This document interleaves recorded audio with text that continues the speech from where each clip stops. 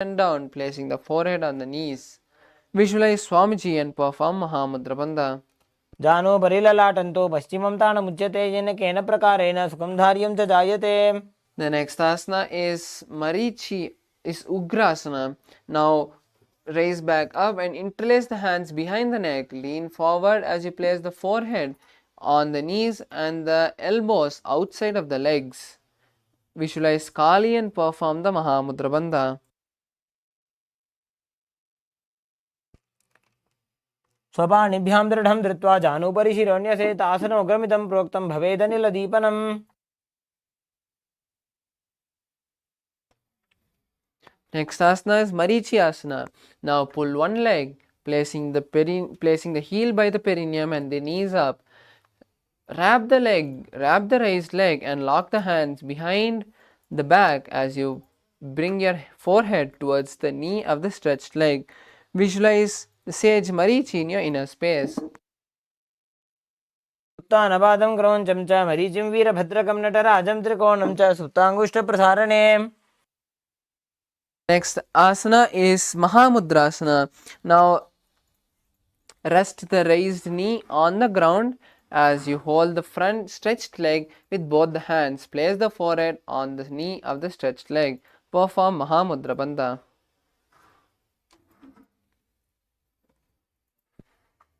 महामुद्रां प्रवक्ष्यामि तन्त्रेऽस्मिन् मम वल्लभे जां प्राप्य सिद्धा सिद्धिं च कपिलाद्याः पुरागताः.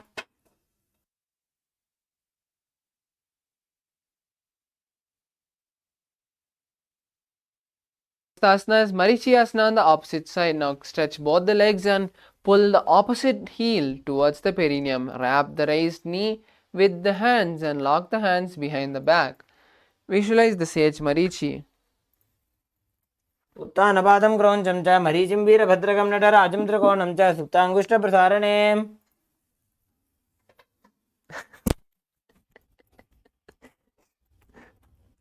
The next asana is Mahamudrasana. Now rest the raised knee on the mat and hold the stretched leg with both the hands. Place the forehead on the stretched knee as you visualize Swamiji and gaze at the nose. महामुद्रां प्रवक्ष्यामि तन्त्रेऽस्मिन् मम वल्लभे. Next asana is Bhadrasana. Now bring the soles of the feet together near the perineum and hold the soles with both the hands. Visualize Swamiji and gaze at the third eye as you hold the new japa Mahasadashivoham in your inner space.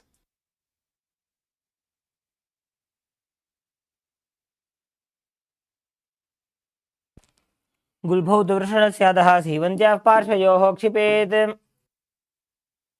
Asana is Gwalipavasana. Now stretch the heels away from the perineum and place the hands on the respective knee. Visualize Swamiji and gaze to the nose as you lock your chin to the chest in Jalandhara Bandha. पूर्व चर्पड़चौकी वाही विधियों की जैसो जी. The next asana is Joni asana. Now pull your legs towards the perineum and hold the legs with both the hands. Lean forward and down as you place the forehead on the mat. Visualize the Yoni mandala and gaze at the nose. दो पगदले संपट करे एड़ी मेड़ के ढिंग दरे. The next asana is Midaki Bhavasana. Now stretch the heels away from the perineum and stretch the hands to the side as you place the forehead on the mat behind the heels. Visualize Swamiji and gaze at the nose. पूर्व विधि परि पगदली संपुट शोल एड़ी मिली राशे.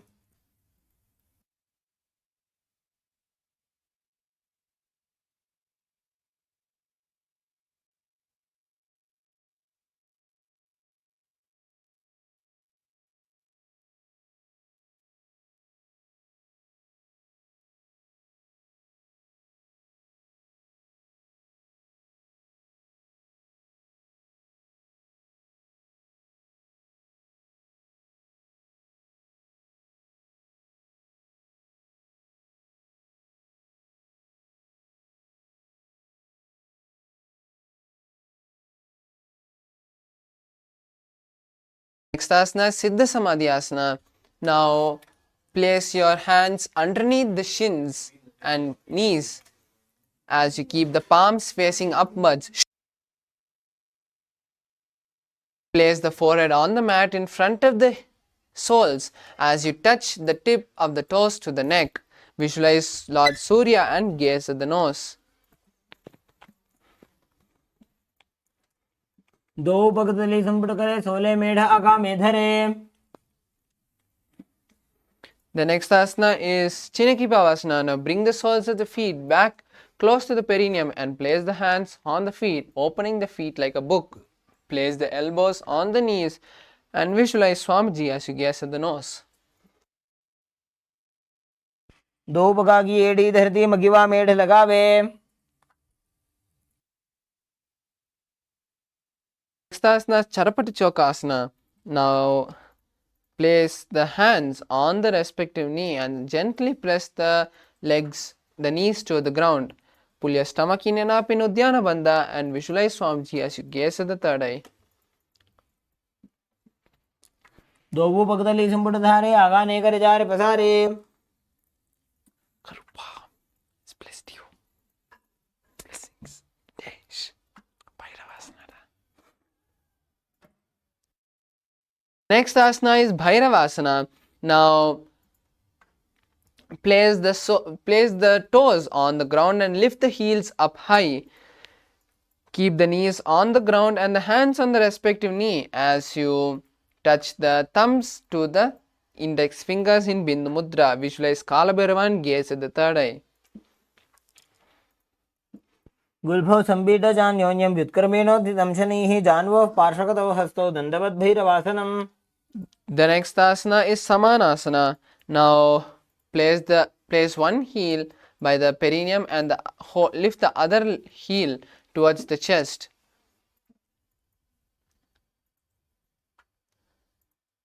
समानासनमावक्षे सिद्धमन्त्रादि साधनात्.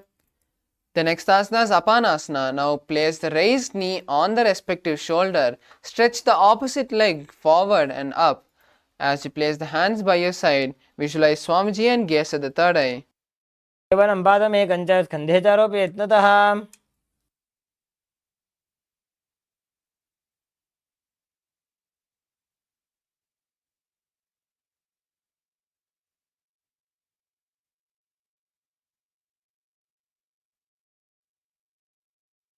समानासनमावक्षे सिद्धमन्त्रादि साधनात्.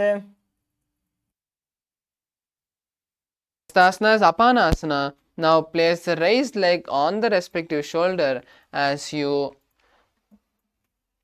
stretch the other leg upward and straight. Keep the hands by the side as you visualize Swamiji and gaze at the third eye. केवलं पादमेकं च स्कन्धे चारोपि यत्नतः. The next asana is Gomukasana. Now cross the knees and stack the knees in the center of the body.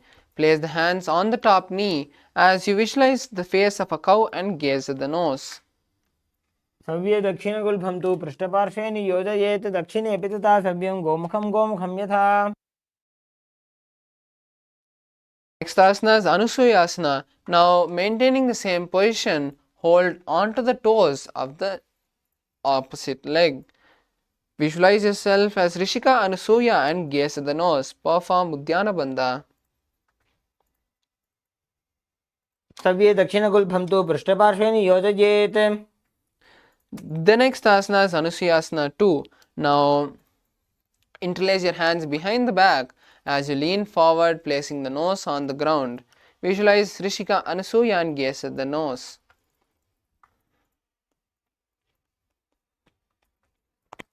जीमणा गोदा की संधि उपरिड़ा वा गोड़ा की संधि मिलाई राशे गोड़ा सेवले पकतल्यालो आडवाई सुधा राशे.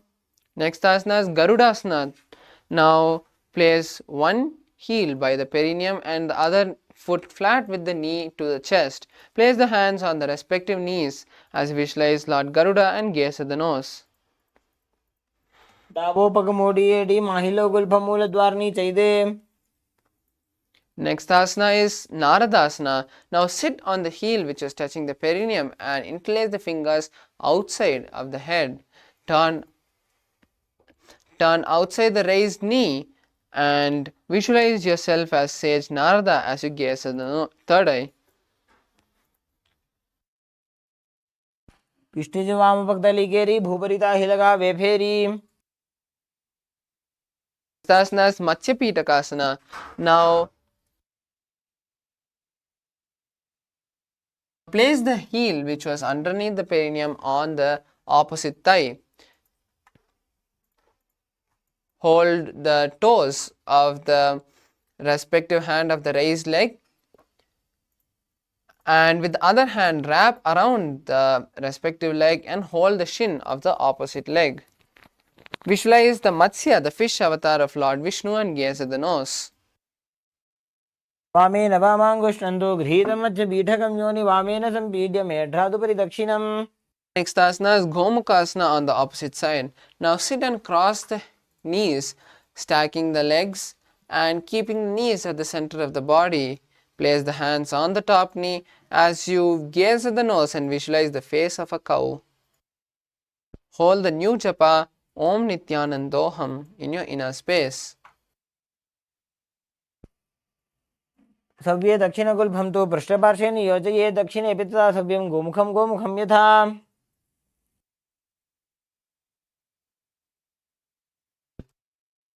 The next asana is Anusuyasana.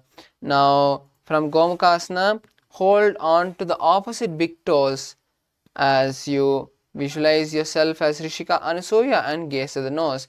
Perform Udyana Bandha.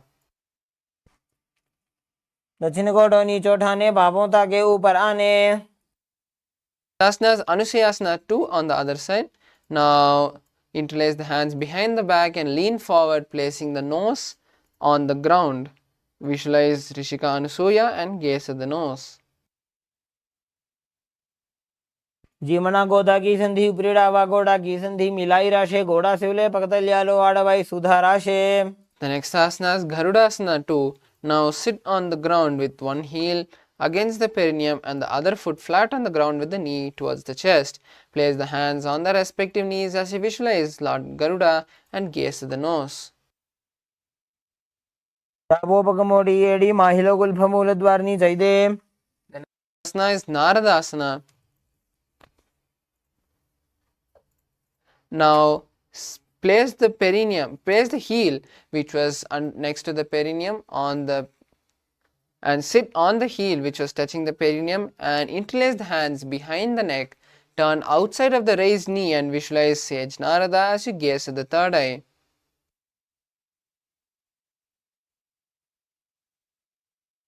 जवाम पगदली केरी भूपरिता ही लगावे फेरी. The next asana is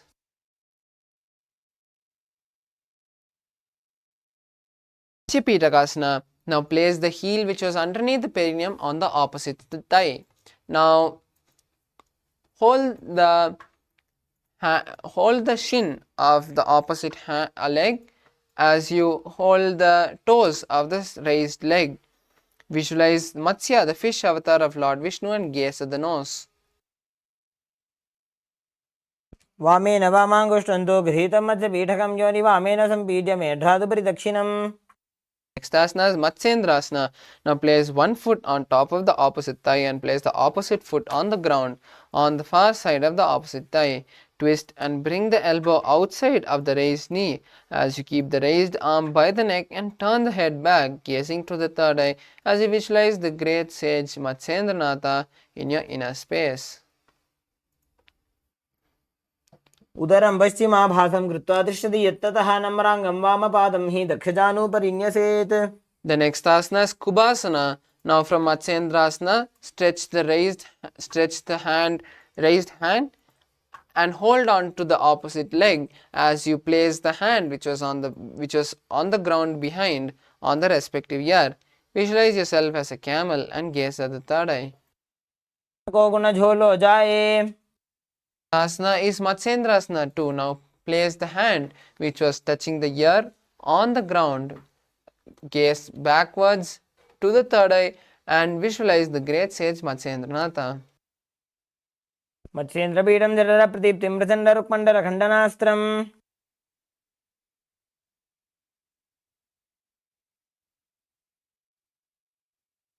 Asana is Matsyendrasana on the opposite side. Now place one foot on top of the opposite thigh and place the opposite foot on the far side of the opposite thigh.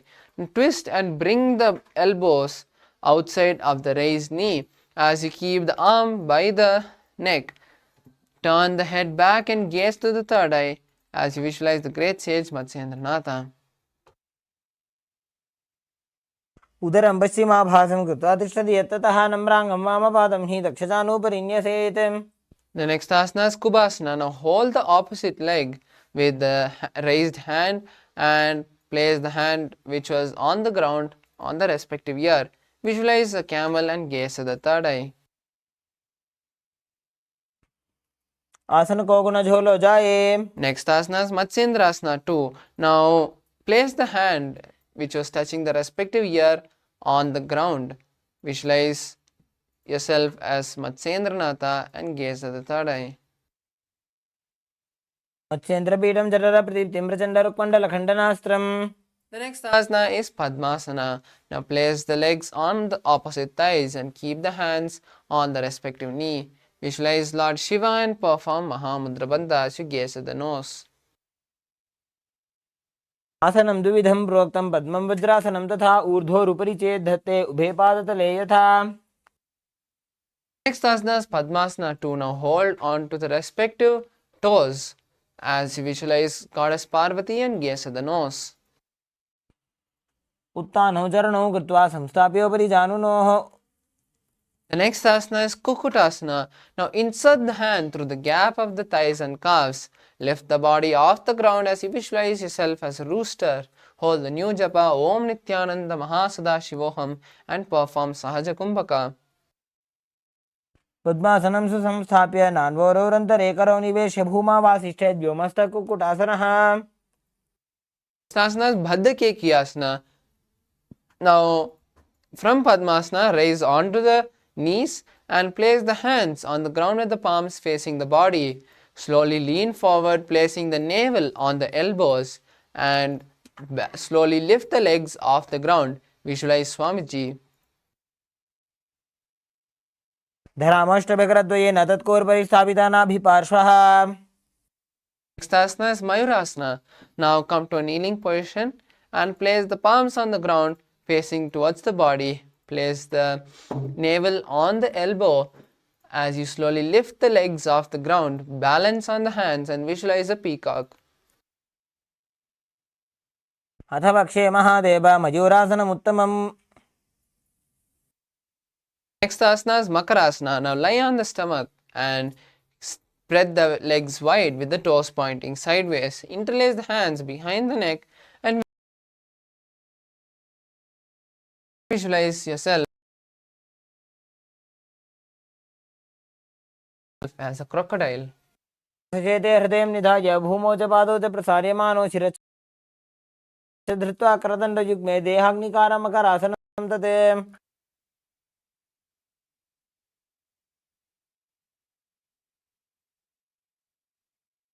Next asana is Shalabhasana.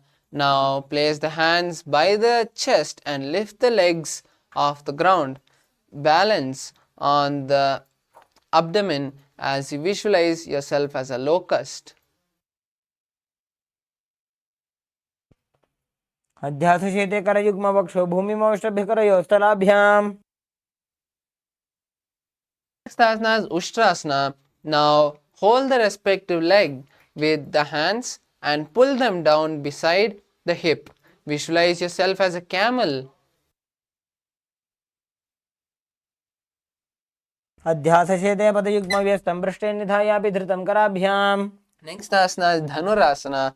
Now from Ushtrasana, tighten the grips on the legs as you simultaneously lift the legs, thighs and chest off the ground. Visualize yourself as Lord Shiva's bow and gaze at the third eye. प्रसार्य पादौ भुजदण्डरूपौ करौ च पृष्ठे धृतपादयुग्मम्. Next asana is Bhagasana. Now sit on the heels with the toes flat. Place the hands on the respective knee. Visualize Swamiji and gaze at the third eye. उल्टा मोड़ी पादौ वैसे बहुरो जुगति करे एक ऐसे. The next asana is Gohyasana. This is an inverted asana. Now you can take the support of a wall or a partner to do this asana. Now place your forehand on the mat and interlace the fingers. Place the crown between the interlaced fingers and slowly walk your feet, stacking the hips and the shoulders. Slowly kick the legs off the mat as you balance with the knees bent. Gaze at the nose and visualize Swamiji. Hold the new japa Om Nithyananda Paramashivoham. दो हाथ की कहुनी जो जी पुनः कलाई जाने दो जी पिष्टि अंगुरिया की पुन जानो ए सब ले भू ऊपर ठानो. Next asana is Shirasasana. Now from Gohyasana, slowly raise the legs up, stretching the knees, straightening the knees. Visualize Swamiji and gaze at the nose. विपरीतं मण्डलं च द्विधैव विदितं हिनः. Relax. The next asana is Podhyasana. Now sit with the hands behind the calves and stretch the legs up. Bring the forehead to the knees and come to a vertical posture with the legs. Visualize Swamiji and start performing Bhastrika Kumbhaka for the following asanas, which is intense exhalations. दो हाथ bug बाहर आने गोड़ा तरे काकसी ठाने. The next asana is Parigasana. Now rest the legs on the ground and cross the hands touching the opposite shoulder from the back. Then slowly lift the legs and place them at a 45-degree angle as you gaze at the third eye and visualize yourself as a mace. उत्तानशयनं कृत्वा पादौ मिलित्वा प्रसाद्य नितम्बं भूमौ स्पृष्ट्वा हस्ताभ्यां कन्दरां बद्ध्वा. Next asana is Naukasana. Now rest the legs on the ground and place the forearms on the mat or keep them parallel to the ground. Then slowly lift the legs as you keep your legs in a 45-degree angle. Visualize yourself as a boat and gaze at the third eye. उत्तानशयनं कूर्पराभ्यां भूमिं वष्टभ्याम्. The next asana is Rudrasana. Now place the soles of the feet together and scoop the hands underneath the soles. Lift the legs up, placing them towards the chest as you gaze at the third eye and visualize Lord Rudra. पकतली सम्पूटकरी हाथस्य उचायी. Asana is Unmukha Pitasana. Now lie down on the back and keep the soles flat with the knees up. Touch the back of the respective heel as you visualize Swamiji and gaze at the nose. Perform Jalandhara Bandha. ऊर्ध्वे च जानुनी कृत्वा शवित्वोर्ध्वमुखं तथा उत्थाप्य हस्तौ तिष्ठेत्तु पीठ उन्मुखनामके. Now relax the body completely in Shavasana as you place the hands by your side with the palms facing up. Completely unclutched from your body and all the micro movements of the body as you intensely visualize Swamiji blessing you. Perform Shakti Chalana Mudra, which is seeing the Kundalini travel from the root center to the crown center. उत्तानं शववद्भूमौ शयनं तोषवासनं शवासनं श्रान्तिहरं चित्तविश्रान्तिकारकम्.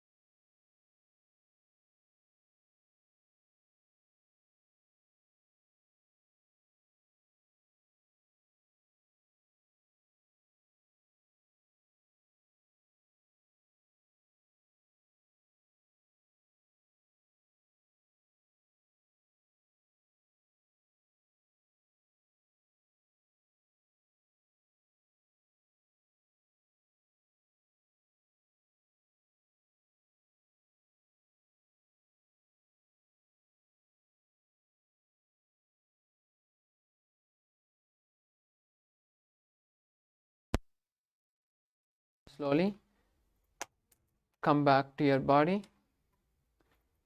Start shaking your hands and legs.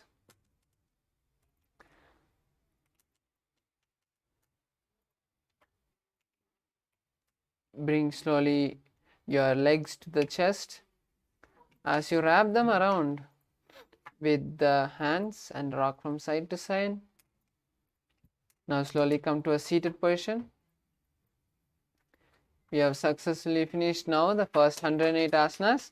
Let us now start with the next asana, Yathashanishtasana.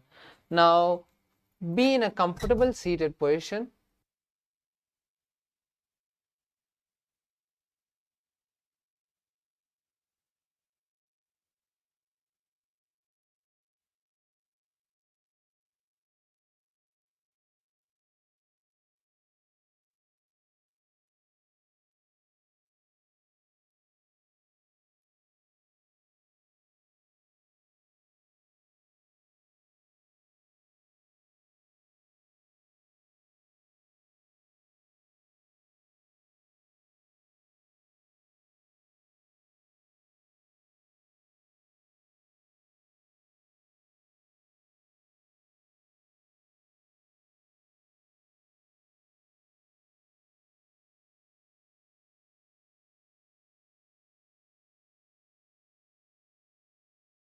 Be in a comfortable seated position as you place your hands in Bindu Mudra, touching your index and thumbs. Visualize Swamiji and start performing the Samana Kumbhaka again for the following asanas, which is inhaling, holding the breath, visualizing the fire in your stomach, and then exhaling. Hold the japa Om Nithyananda Paramashivoham for the whole sequence.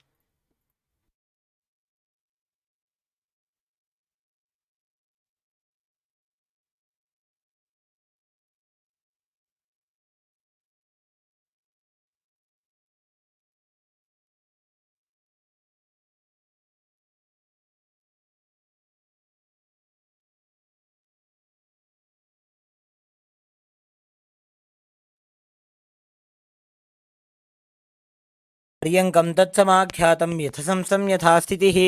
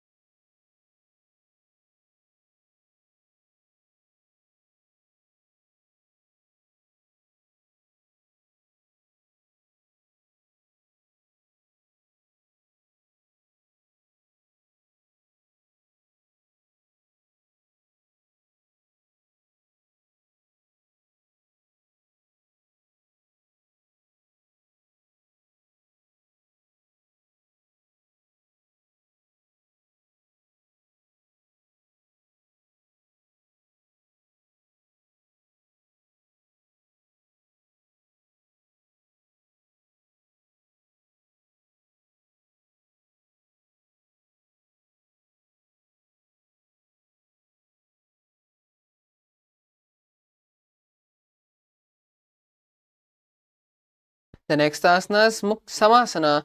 Now sit in a cross-leg position. Continue to keep the hands in Bindu Mudra and visualize Swamiji in your inner space. इदानीं गर्भिणीनां योगाभ्यासो यथा लघु सुखप्रसवलाभाय प्रोच्यते प्राक्तने पथि. Next asana is Mukta Asana. Now place one foot on the opposite thigh and the other foot underneath the other leg. Keep your hands on the respective knees with the palms on the knee and visualize Swamiji and gaze at the nose. पीड्यसी विनीं सूक्ष्मां दक्षिणेतरगुल्पतः वामं याम्येन गुल्फेन मुक्तासनमिदं भवेत्. The next asana is Siddhasana. Now maintain the same posture of your legs and just switch the gaze to the eyes. Visualize Swamiji in your inner space. स्थानुसंयमितेन्द्रियोचलदृशा पश्यन् भ्रुवोरन्तरं चैतन्मोक्षकपातभेदजनकं सिद्धासनं प्रोच्यते. The next asana is Siddhyasana. Now continue to maintain the same posture of the hands and legs. As you just switch the gaze to the ground, perform Mahamudra Bandha, which is all the three bandhas together.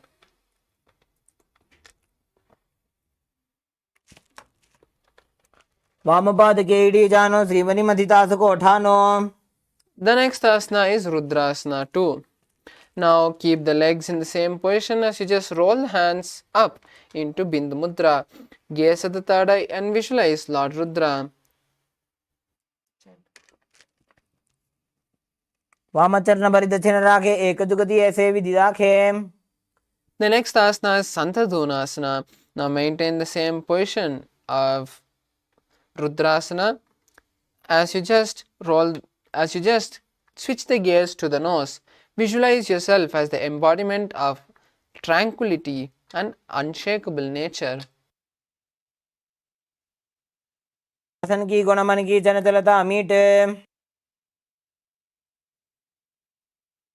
The next asana is Siddhasana too. Now maintain the same position of your legs as you cup your palms, making a lotus. Keep the cupped palms in front of the navel and visualize Swamiji. ऋजुकाय समाचीन सिद्धासनमुदीरितं प्रसार्य भूय पादौ तु दोर्भ्यामङ्गुष्ठमादरात्. Next asana is Bandha Yoniasana. Now maintain the same position of the legs as you visualize yourself as the womb of creation. Now we'll be performing the Shanmukhi Mudra, which is locking the mouth with the little and ring fingers, closing the nose with the middle finger, closing the eyes with the index finger and closing the ears with the thumbs.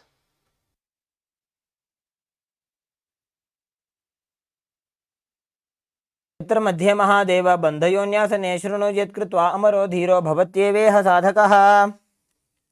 The next asana is Virasana. Now maintain the same posture of your legs as you roll. Keep your hands in Bindu Mudra on the respective knee. Visualize the space. Visualize that you are the space and embodiment of bravery. एकं पादमथैकस्मिन् विन्यस्योरनि संस्थितः इतरस्मिन् तथा चोरुं वीरासनमुदीरितम्. Next asana is Valmikasana.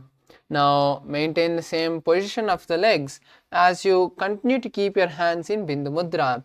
Gaze at the third eye and visualize the great sage Valmiki.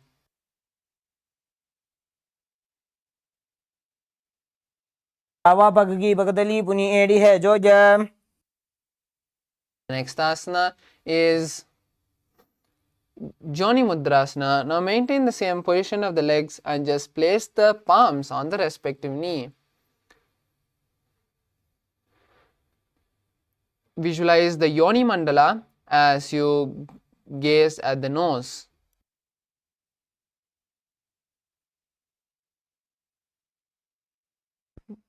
वामपाद की पगतली जाहि माहिली कोरे. Next asana is Yoni Asana. Now maintain the same position of the legs as you switch the gaze to the third eye. Continue to visualize the Yoni Mandala in your inner space. योन्यासनं पर्वतेन योगं योगफले नीलं तत्कालफललं तावत् खेचरो यावदेव हि. The next asana is Bhadrasana too. Now bring the soles of the feet together and hold the soles with both the hands. Visualize Kalabhairava and gaze at the nose as you perform Uddiyana Bandha.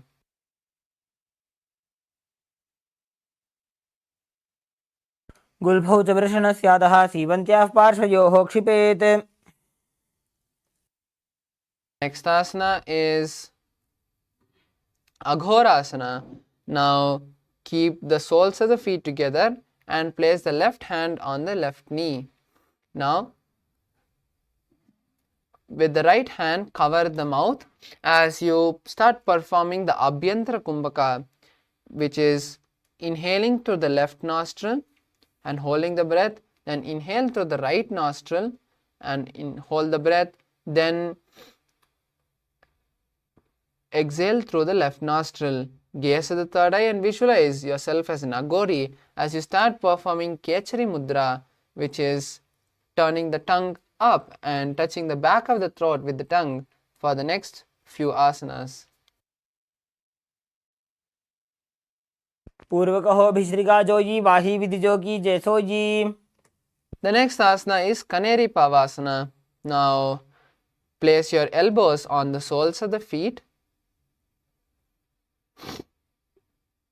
and rest the chin on the palms. Perform Udyana Bandha as you visualize yourself as a female elephant drinking water.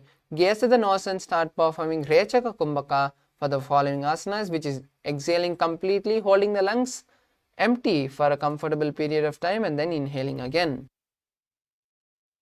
ग्वाली पाव आसन कख्यो है जैसे Yahoo में जाने विधि तैसे.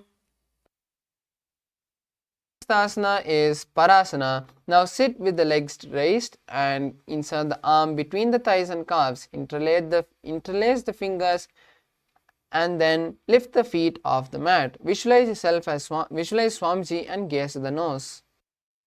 तोर्ध्वम्रे च येत् वायुं मृदुनिश्वास संयुतम्. The next asana is Gopi Chandasana.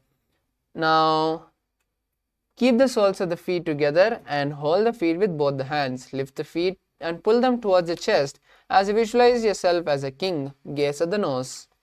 पूरव विधिपगा का अंगूठा कंठ को पराशे.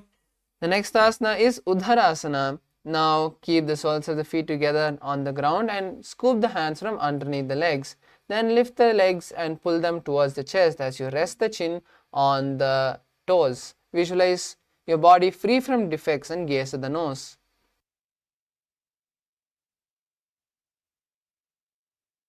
दोबुपकदली संपुटटाने उभय हस्त करयोरद हिताने. Next asana is Bhishishtasana. Now from keeping your soles of the feet together, scoop the hands from underneath the soles and hold the legs. Lift the legs towards the face and balance as you visualize yourself excelling in everything. दोबुपकदली जोड़ी संपुट करे. Next asana is Bhujasana. Now be in a seated position as you place your legs over top the respective shoulders. Bring the arms underneath the legs and up, interlacing the fingers around and back of the neck. Visualize yourself as a cobra.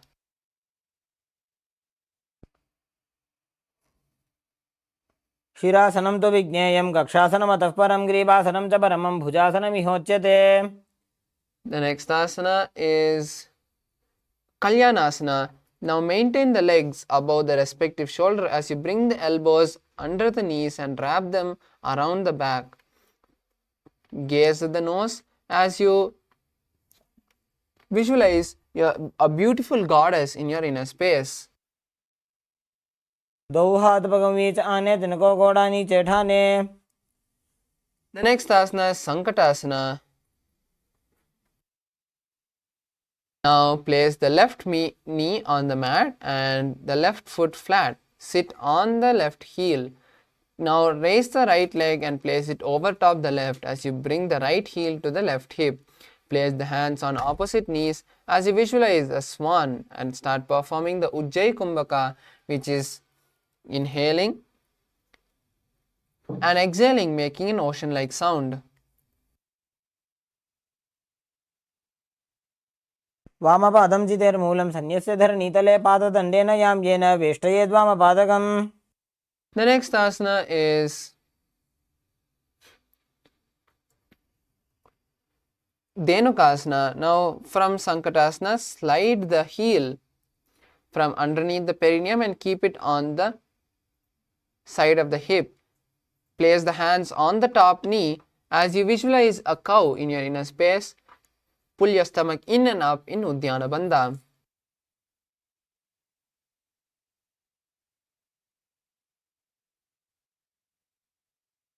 Anushaginakarpanchadam Vrishilindagalyamni. The next asana is Machandrasana. Now place the right leg on the left thigh and the left leg on the right knee. Now turn the body twisting and from the back hold on the opposite thighs. Visualize Swamiji and gaze to the third eye. Vamajangabharadachinatane Vamahastapishti Saane. Next asana is Machandrasana 2. Now untwist the body and hold on to opposite legs. Lean forward, placing the forehead on the mat. Visualize Swamiji in your inner space.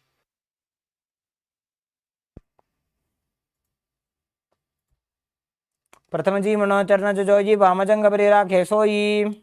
The next asana is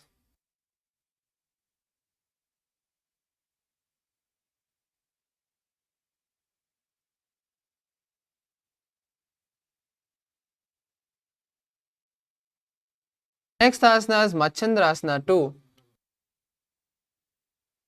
The next asana is Guru Asana. Now interlace the hands and place it on the top knee. Perform Mahamudra Bandha as you visualize Swamiji in your inner space. Urmule Idrabadasya Kanishika Pradesha Gulbham Samsthapya. The next asana is Sankatasana.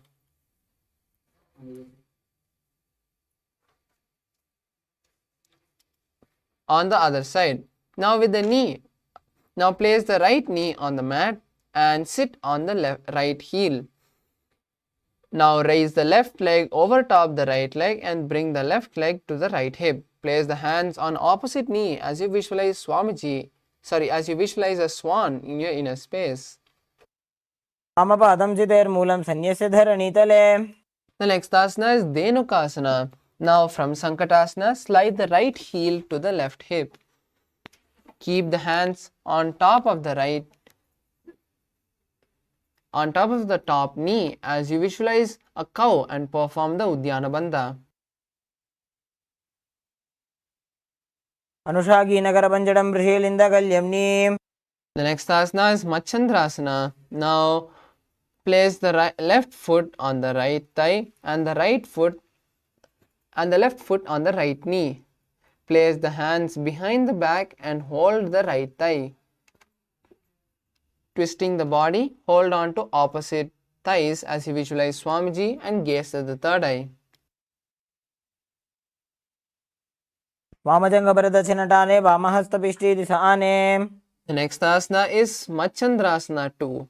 Now from Machandrasana, untwist and hold on to the opposite big toes as you lean forward and place your forehead on the ground. Visualize Swamiji in your inner space. Prathamaji Manocharna Joji Vamajangabharira Kesoji. The next asana is Guru Asana. Now maintain the feet in the same position as you interlace the fingers and place it on the top knee. Perform Mahamudra Bandha and visualize Swamiji in your inner space. Urmule Idrabadasya Kanishtika Pradesha Gulbham Samsthapya. The next asana is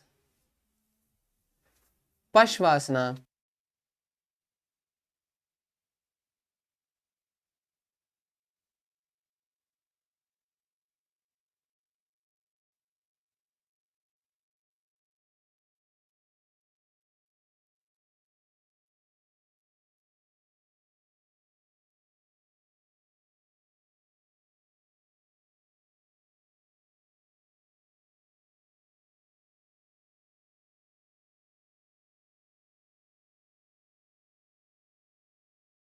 Now bring your knees and thighs to the chest as you hold on to opposite knees. Hug your body tightly as you visualize Swamiji and gaze to the third eye. Perform the Kechari Mudra, which is rolling the tongue and touching the back of the throat.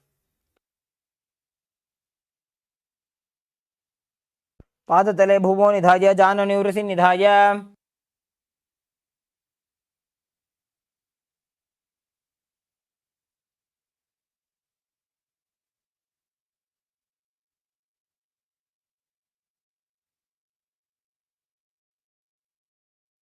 Next asana is Bodhashokasana. Now hold the opposite elbows, opposite wrists as you place your chin on the knees.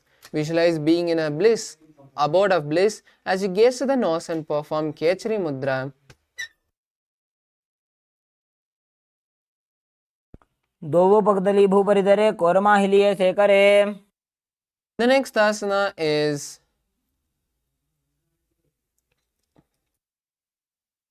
Kurakatasana. Now from the same position, place the arms under the knees and hold the opposite elbows. Gaze to the nose and visualize Swamiji as you perform the Kechari Mudra. दो हाथ पग बाहर ल्यावे घोड़ा नीचे ले टहरावे. Next asana is Sumati Asana. Now maintain the same posture as you just cross the ankles. Visualize the great sage Sumati and gaze to the nose as you continue to perform Kechari Mudra.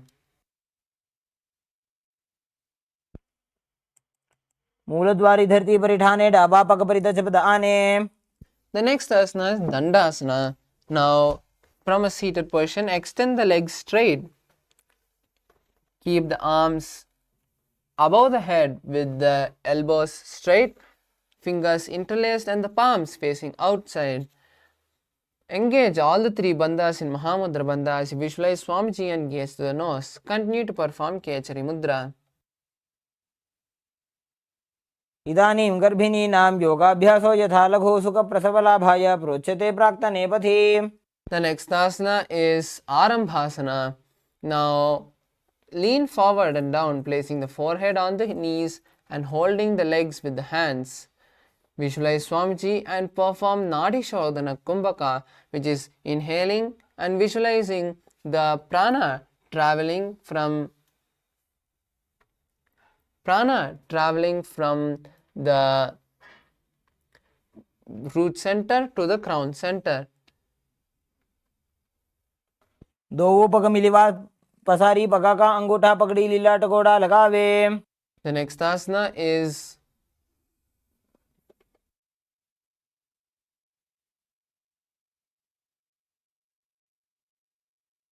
Bhidokasana.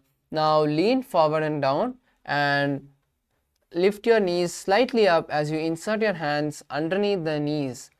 Roll your hands around the leg and hold on to the soles as you place your forehead on the mat. Visualize Swamiji and gaze at the third eye as you start performing Ujjayi Kumbhaka, which is inhaling and exhaling with an ocean-like sound. प्रथम बैसी दो पाव पसारी कचक उर्द को Kurud उड़ारे. Asana Jalandhari Pavasana. Now keep the soles of the feet together as you bring the soles towards the perineum. Now insert the hands underneath the knees and thighs as you keep the palms facing up. Place the forehead on the ground behind the heels and visualize Swamiji as you gaze at the nose. एड़ी मेरी कह दीजिए हाथ पसारी. Next asana is Urdhva Paschimottanasana. Now sit and extend both the legs out as you lift one leg and place it behind the neck. Lean forward and down and hold the stretched leg with both the hands and keep the forehead on the knees. Visualize Swamiji in your inner space. चिमतानवत् संस्थितिं कृत्वा एकं पादं ग्रीवायां धृत्वा तिष्ठेत्. The next asana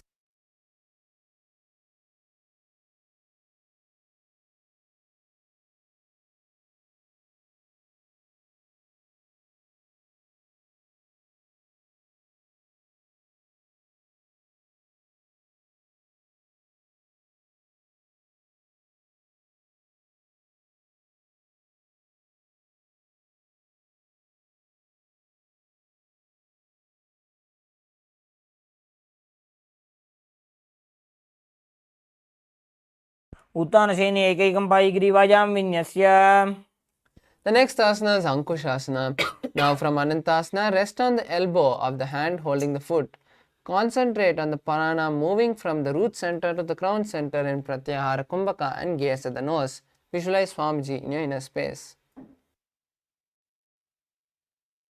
उत्थानशीते एकैकं पादं ग्रीवायां कुर्वन्. The next asana is Drishasana.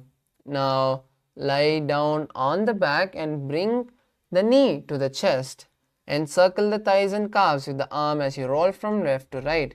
Visualize Swamiji in your inner space.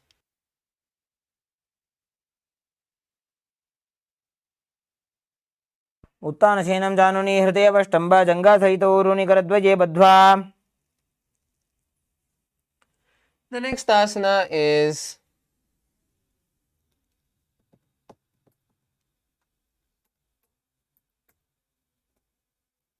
Urdhva Pachimatanasana on the opposite side. Now sit and extend both the legs out and lift one foot behind the neck. Lean forward and down as you hold the stretched leg with both the hands. Place your forehead on the knees and visualize Swamiji in your inner space. पश्चिमतानवत् संस्थितिं कृत्वा एकं पादं ग्रीवायां धृत्वा तिष्ठेत्. The next asana is Anantasana. Slowly maintaining the leg behind the neck, lie down on the back. Hold the leg with the opposite hand as you visualize yourself as the Eternal One. Gaze at the nose.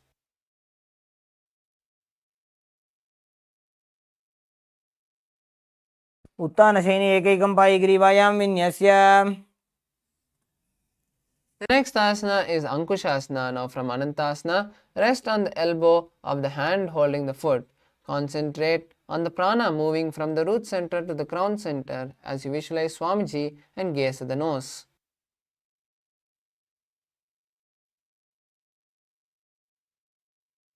उत्थानशयित एकैकं पादं ग्रीवायां कुर्वन्. The next asana is Yoga Nidrasana. Now lay on the back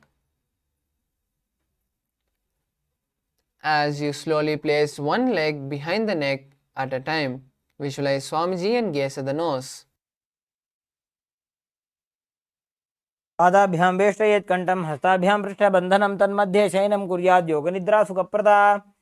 The next asana is Atma Ramasana. Now while laying on the back, raise the legs towards the head, wrap the hands around the leg and interlace the fingers behind the neck. Visualize being blessed by Lord Vishnu and gaze at the nose. आत्मा राम आसन प्रथम सुधोसो वे.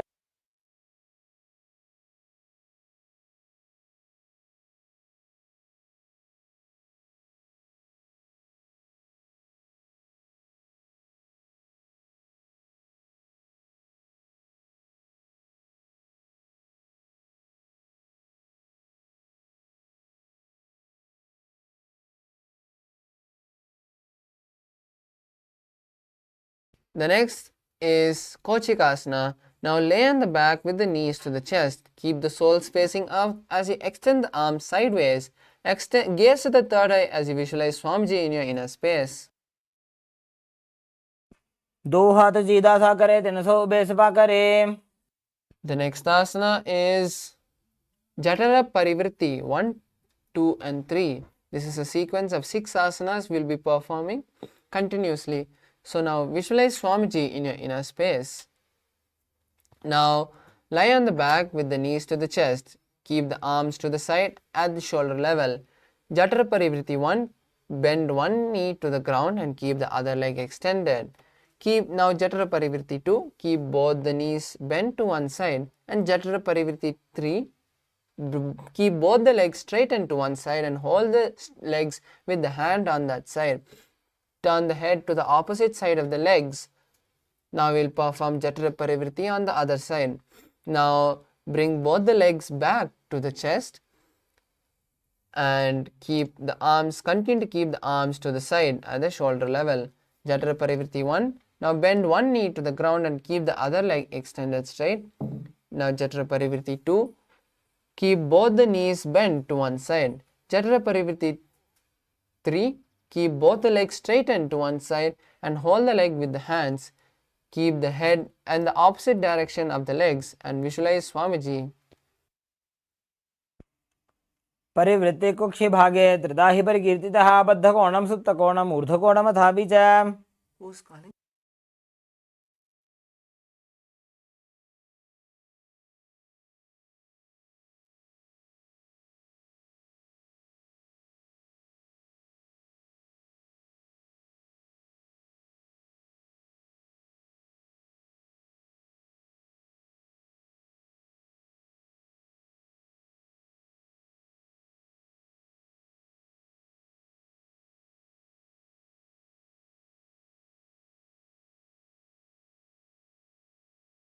Next asana is Dvipadapitam. Now lie on the back and bend the knees, placing the feet flat on the ground. Hold the ankles and lift the hip up as you visualize yourself as a bridge and gaze at the nose. प्रतिक्रियायुतं द्वन्द्वपीठ सर्वबलप्रदं गर्भिणीनां दुर्बलानाम् इति Gargi जगादनु. The next asana is Paryankasana. Now lie on the back and place the feet flat on the mat. Bring the arms over the head and place the hands on the mat as well. Keep the fingers pointing towards the feet as you lift the entire body off the ground. Visualize a stone furniture. उत्तानशयनं हस्ततलाभ्यां भूमिं वष्टभ्य पादतलाभ्यां भूमिं धृत्वा.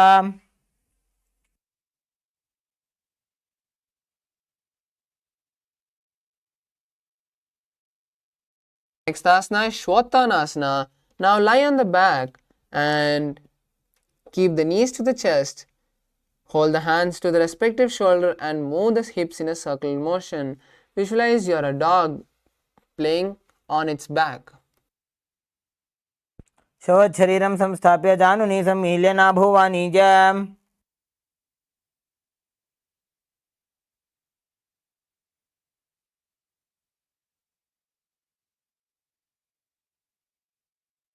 Next asana is Viparita Karani. Now lie on your back and raise the hips and legs up. Bring the hands to the lower back for support if needed. Otherwise, you can keep the hands extended on the mat below. Visualize Swamiji and perform Murcha Kumbhaka and Jalandhar Bandha. Move your legs around in a circular motion.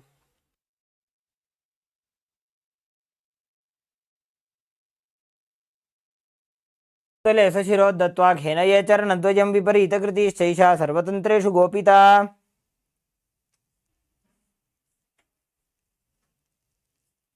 The next asana is Viparita Karani 2. Now maintain the position as you stop rotating the legs. Just balance here as you continue to visualize Swamiji.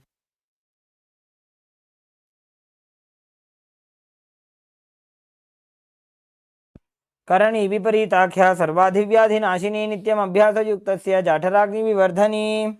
The next asana is Langalasana. Now slowly lower the legs behind the head. Keep the hands behind the back and interlace the fingers. Visualize yourself as a plow.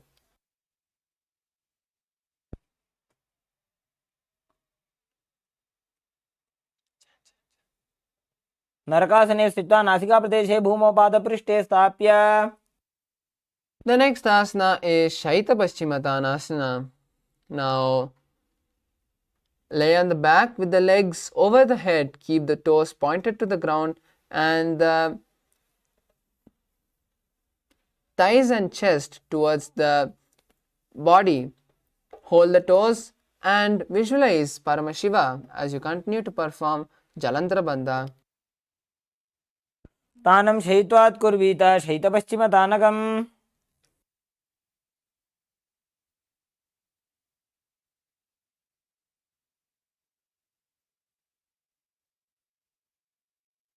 Next asana Supta Konasana.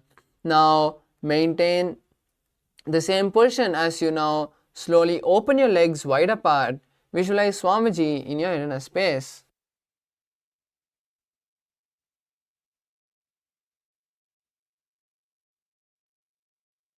परिवृत्ते कोक्षे भागे त्रिधा हि परिकीर्तितः बद्धकोणं सुप्तकोणम् ऊर्ध्वकोणमथापि च.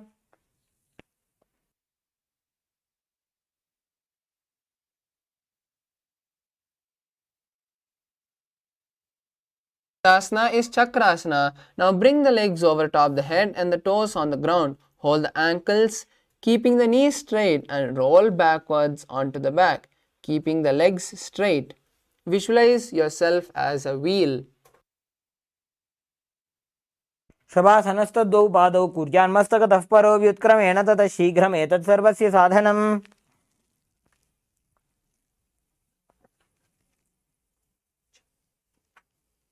The next asana is Supta Prasirita Padangushtasana. Now slowly lie on your back and keep the legs vertical as you slowly open the legs wide apart. Visualize Swamiji in your inner space. उत्तानपादं क्रौञ्चं च मरीचिं वीरभद्रकं नटराजं त्रिकोणं च सुप्ताङ्गुष्ठप्रसारणे।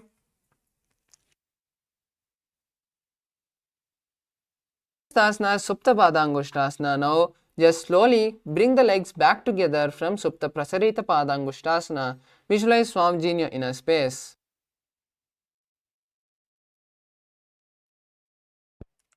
उत्तानपादं क्रौञ्चं च मरीचिं वीरभद्रकं नटराजं त्रिकोणं च सुप्ताङ्गुष्ठप्रसारणे।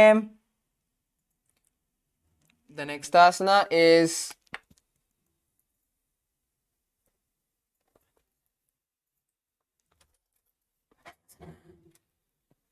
Matsyasana. Now from Supta Padangushtasana, lock the legs into Padmasana as you slowly place the legs on the ground. Next, slowly lift the hands and cross them behind the head as you hold on to opposite elbows. Visualize Matsya, the fish avatar of Lord Vishnu, and gaze at the nose. मुक्तपद्मासनं कृत्वा उत्तानशयनं चरेत् कूर्पराभ्यां शिरो वेष्ट्या मत्स्यासनं तु रोगः। The next asana is Parashuramasana. Now lie on your back in Matsyasana as you place the right hand on the left palm. Visualize Lord Rama and gaze at the nose. प्रथमकरे पद्मासन आछे सूधो सोबे भूपरिपाछे। Next asana is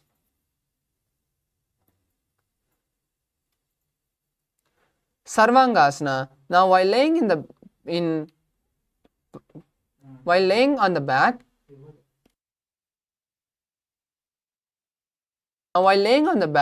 lift the Padmasana, lift the legs up in Padmasana, lift the hips and the legs up and keep the hand at the hip for support.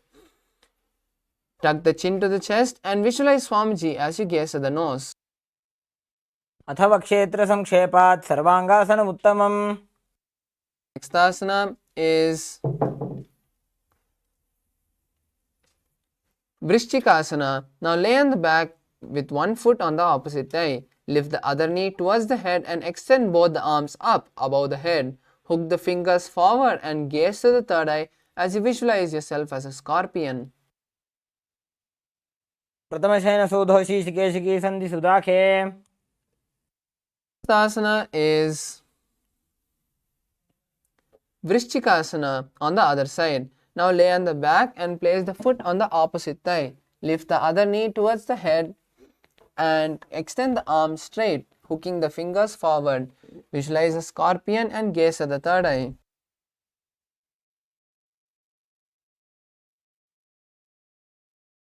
प्रथमशयन सूधो शीर्षकेशिकी सन्धि सुदाखे। Next asana is Vrishapadakshepasana. Now lie on the back and interlace the fingers around the neck. Lift both the feet off the ground and extend one leg straight. Keep the other knee to the chest and alternate extending and raising the knee again and again. Visualize Swamiji in your inner space and perform Sahaja Kumbhaka, which is inhaling and exhaling comfortably. उत्तानशयनं कृत्वा अङ्गुलिभिकन्द्रां बद्ध्वा कूर्परं मिलित्वा। The next asana is Marottanasana.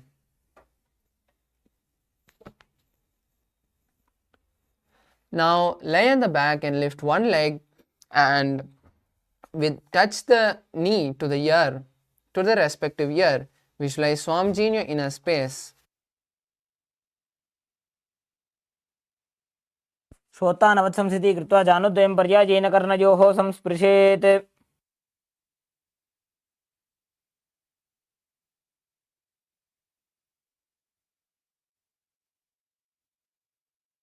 The next asana is Bhrikasana. Now while laying on the back, place the soles of the feet flat on the ground and stand up and sit back down. Visualize yourself as a wolf and repeat this again and again.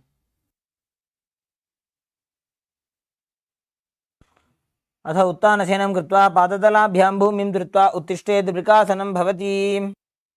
The next asana is Luthasana. Now lay on the back and quickly throw the legs above the head. Completely roll over and finish in a prone position. Visualize Swamiji in your inner space.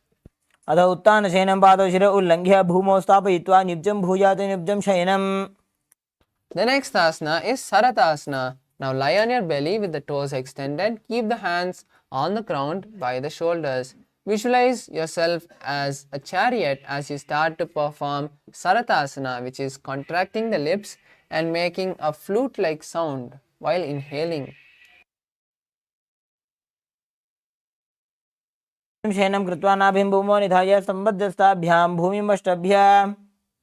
Next asana is Dehal Yullanghanasana. Now come to a plank position and now jump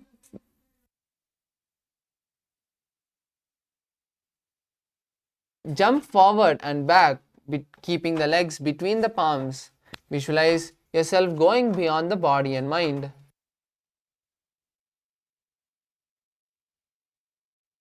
हस्तद्वयं बद्ध्वा तन्मध्ये चरणद्वयम् उड्डानैव बहिरानीय. The next asana is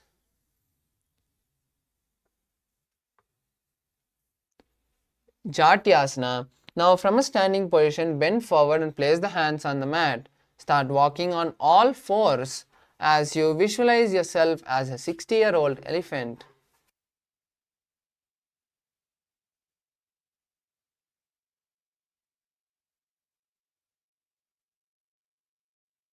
अथ जात्यासनं वक्ष्ये येन जातिस्मरो भवेत्. Next asana is Lolitika Karna. Now come to a half squatted position with the knees bent and heels outwards. Slowly raise your hands parallel to the ground and tilt your head backwards. Now bring one hand towards the chest and then back out. Rotate your head in all directions. Relax. The next asana is Sarpasana. Now if you have a rope, you can tie your feet. Otherwise, just stand erect like a rod. Keep the hands to the side as you visualize the Kundalini energy traveling from your root center, twirling and twisting around all the energy centers, around all the 7 chakras, and coming to the crown center.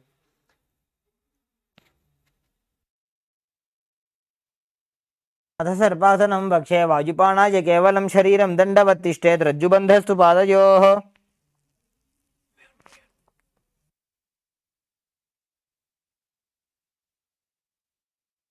The next asana is Ushtrasadhanasana. Now stand tall and place the hands on the mat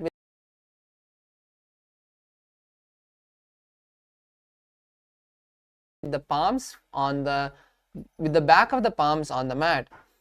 Now stamp on your hands and start walking back and forth on your mat as you visualize yourself as a camel. मुष्टिकनिष्ठिका प्रदेशेन भूमौ निधाय उपरि पादतले संस्थाप्य. Next asana is Ashwasana. Now again stand tall and then lean back down. Place the hands on the ground and place the hands underneath the feet from the side. Start walking back and forth as you visualize yourself as a horse.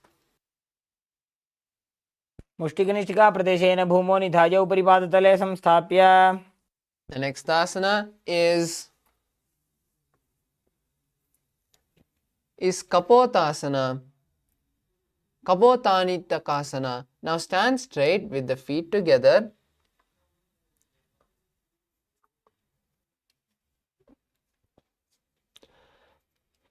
And interlace the hands behind the back and pull them down towards the calves. Open your chest as you visualize yourself as a diving bird.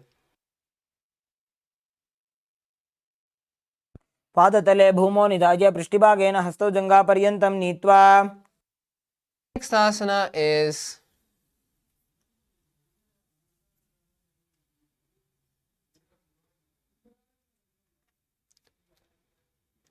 Talapushpaputam Karna. Now stand tall with the palms together in Namaskara Mudra. Gently bend the knees and keep the toes pointing outward. Simultaneously open the palms and raise one heel off the ground. Slightly lower the wrist to the shoulder of the respective heel as you visualize offering flowers to Paramashiva.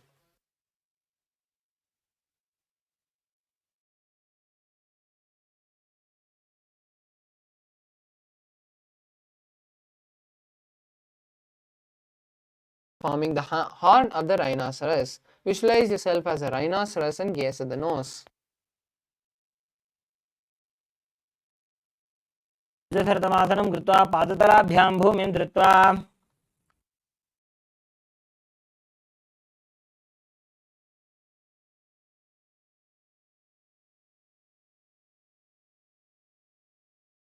You can and then stand up. Repeat this again and again as you visualize Swamiji and gaze at the nose.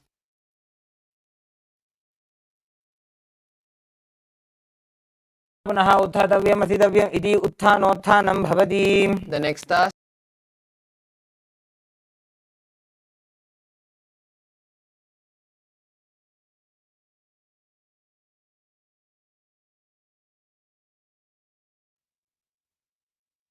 सरलं स्थित्वा ऊर्ध्वं बाहु नयेद् वारं वारम् उड्डानं कृत्वा.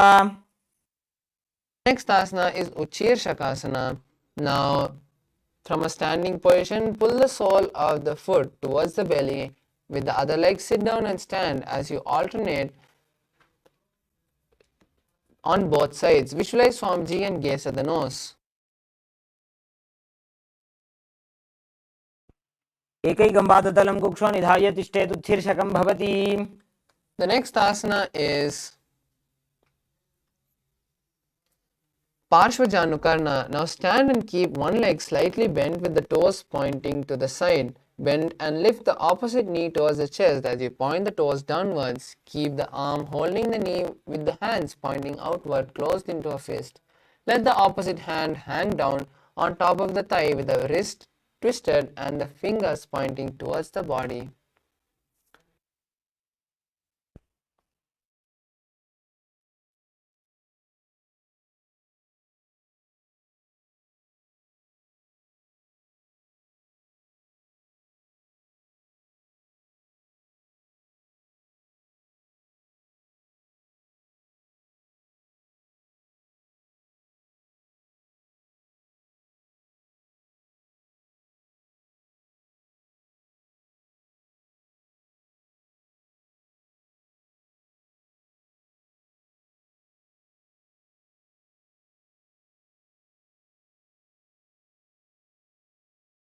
On the opposite thigh and stand erect on the mat like a rod.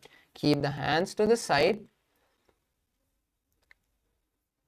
Keep the hands to the side as you visualize being blessed by Lord Brahma.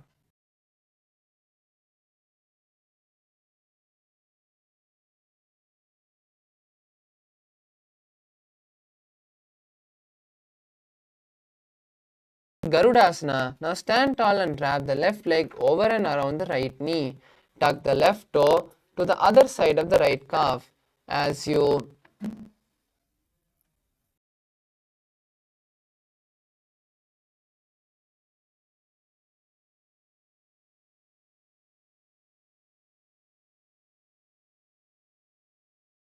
उत्थानकूर्मपीठं च सिंहद्गारुडमेव च. Asana is Ekapadasana. Now stand straight on the right leg and lift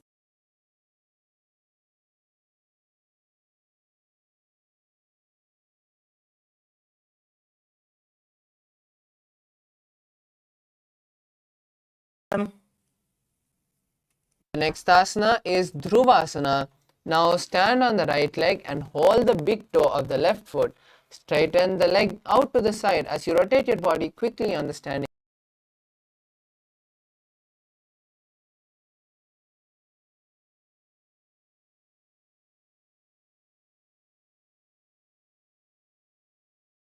Right leg and lift the left foot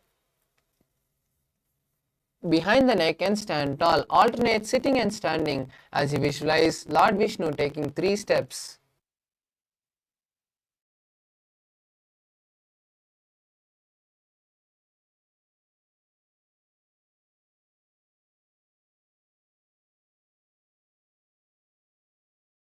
Straight, the toe bent and pointing to the side.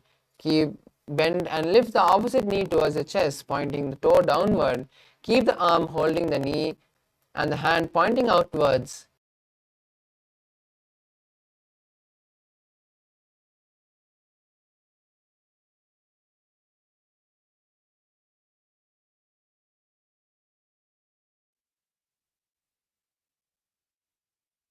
The next asana is Tandavasana on the opposite side. Now stand tall on both the legs and stretch one leg forward. Sit down and stand up on the opposite leg, keeping the stretched leg straight. Visualize that.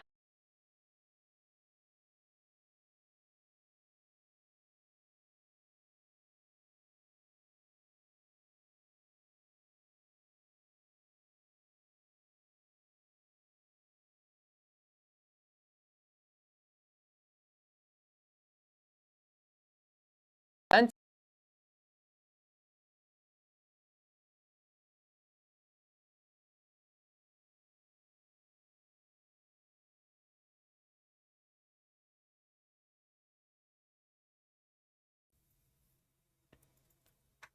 Garudasana 3. Now stand tall and wrap the right leg over and around the left knee. Tuck the right toe to the other side of the left calf as you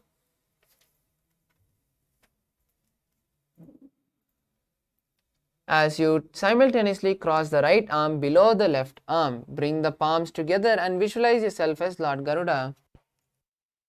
उत्थानकूर्मपीठं च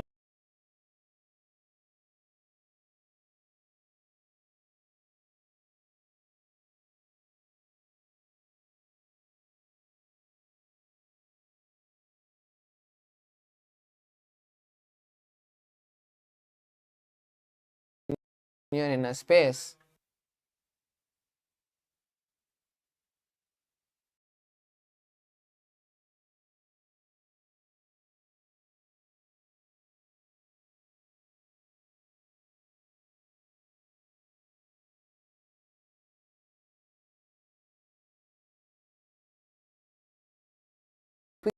Quickly on the left foot as you visualize yourself as the North Pole star.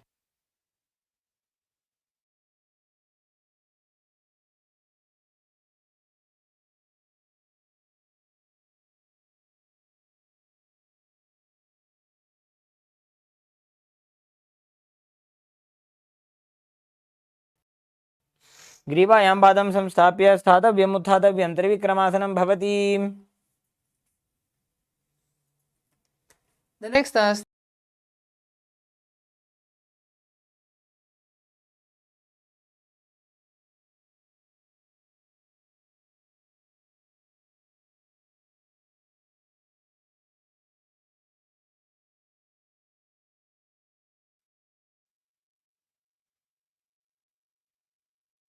asana is Gorakanjali asana.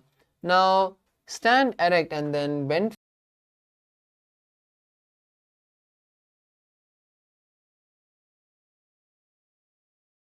प्रथमहि उभौ ये बाहुरी नीचो निहोवे Up the hand around the and lift the legs up. And the knees, bringing the feet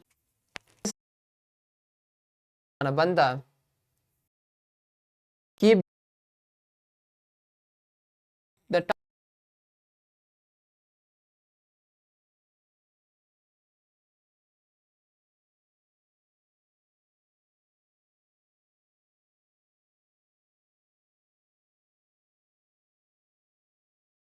hold the calves with the fingers inside and the thumbs out.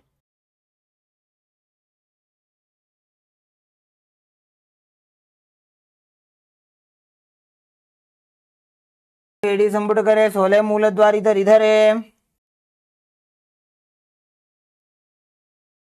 Next asana.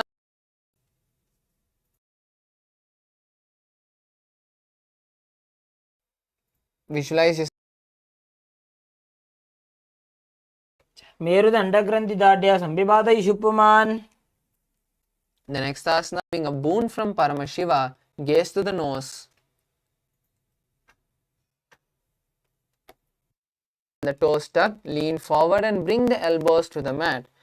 Keep the hands holding the head and rest the hands by the knees. Visualize so you can take the support of a wall or a partner. Now place your forehands on the then kick the legs up and slowly balance as you raise the legs and keep the knees straight. Visualize yourself as a low tree and gaze to the nose. मुण्डासनं वक्ष्ये सर्वेषां प्राणिनां सुखम्.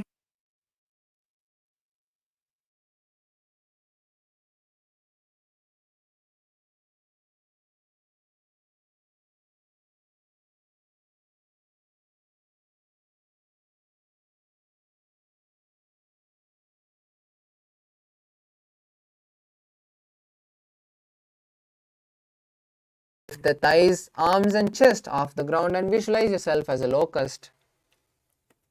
शलभासनभेदाश्च नटभेरुण्डनामके गण्डभेरुण्डसहिते शीर्षदण्डासनं तथा.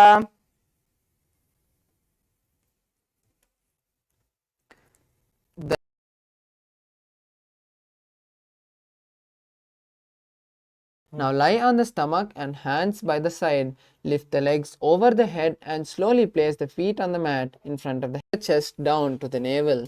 Keep the knees on the ground with the hands flat on the mat and the forearms on the ground. Visualize a sparrow in your inner space.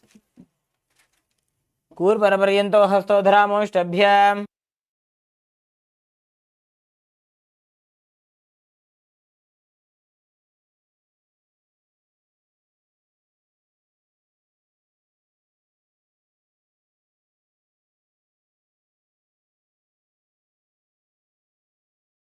Posture is Vrishikasana too. Now kneel down and keep the hands and elbows on the mat. Raise the legs and bend the back, touching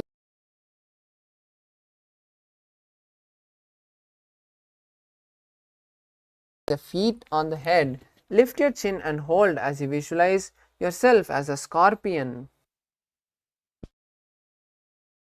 विच्छेव पुच्छप्रतिमाङ्घ्रिभाषणे धृत्वा स्वशीर्षे चिबुकं विधार्यकौ.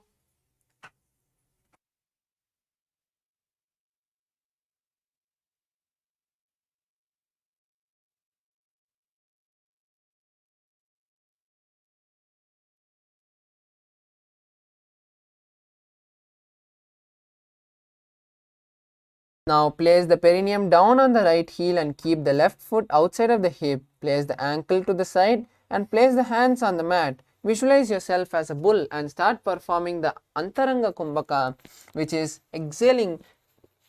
inhaling forcefully, holding the breath and then exhaling comfortably. याम्य गुल्फे पादमूले वामभागे पदेतरं विपरीतं स्पृशेत् भूमिं वृषासनमिदं भवेत्. The next asana is lower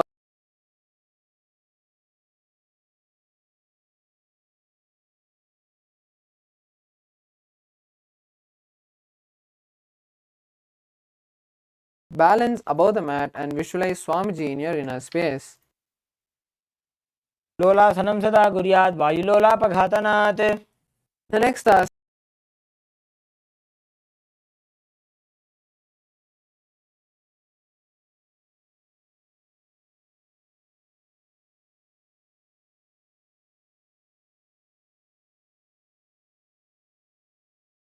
विपरीतं स्पृशेत् भूमिं वृषासनमिदं भवेत्. The next asana is Balagunasana. Now place the left toe on the ground and sit on the heel of the left foot. Place your right foot flat on the ground with the knee raised towards the chest. Place the palms on the respective knee and maintain an upright position as you visualize Balaguna, one of the 84 Siddhas. आसन को गुण जल विकार जाई.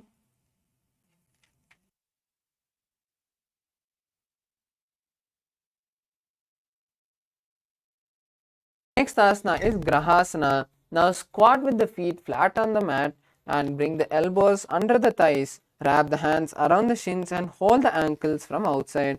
Visualize yourself as an entire planet. पादतले भूमौ संस्थाप्य जानुमध्ये कूर्परौ स्थाप्य.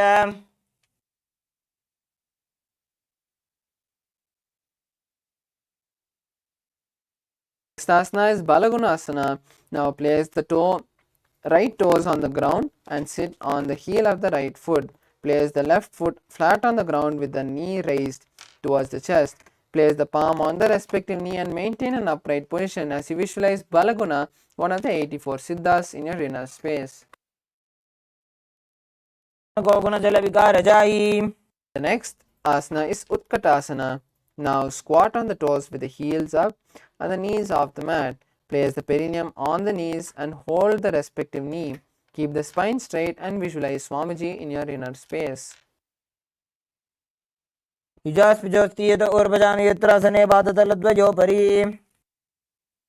Asana is Vajrashankarasana too.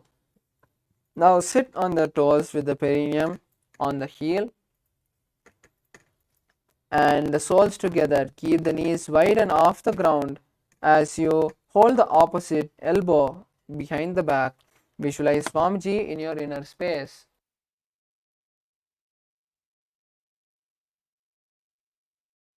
The next asana is Anilasana. Now squat with the feet apart.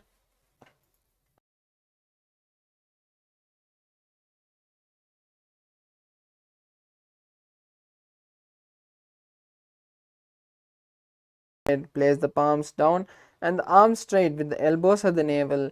Visualize your ability to live by prana alone and gaze to the nose. Next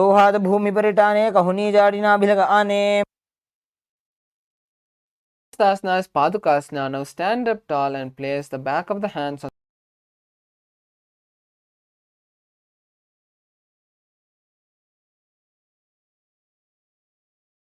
step the feet on top of the hands and wrap the hands around the feet like a shoe and walk around the mat.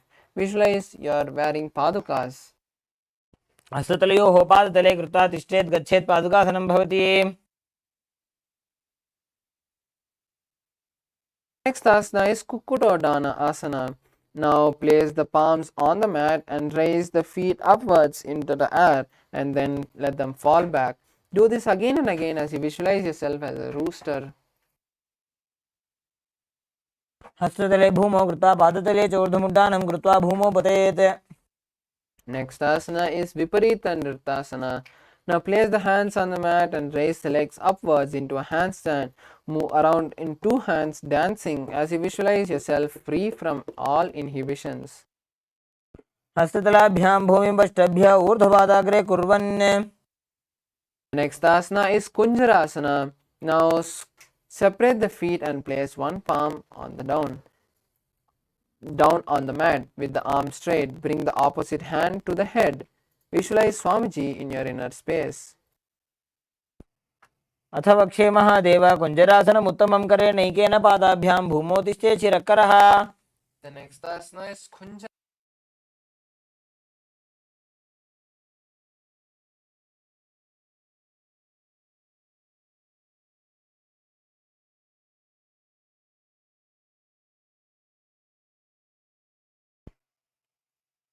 अथ वक्षे महादेव कुञ्जरासनम् उत्तमं करे नैकेन पादाभ्यां भूमौ तिष्ठेत् शिरःकरः.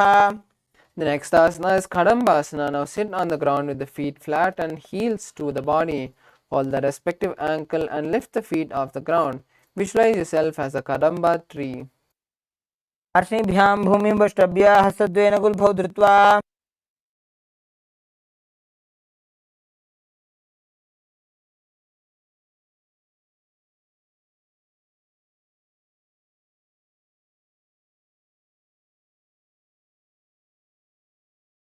Next asana is Pavana Muktasana. Now sit with the heel at the perineum and hold the knees with the hands. Press them towards the chest as you visualize the excess vata being balanced within your system. द्वयोस्तु पादयोः पाणिं लात्वा सुस्वनितम्बके जानुनि वक्षसि साधुर्बभ्रतीकरबन्धनैः. Next asana is Chakorasana. Now sit and lift one leg behind the head.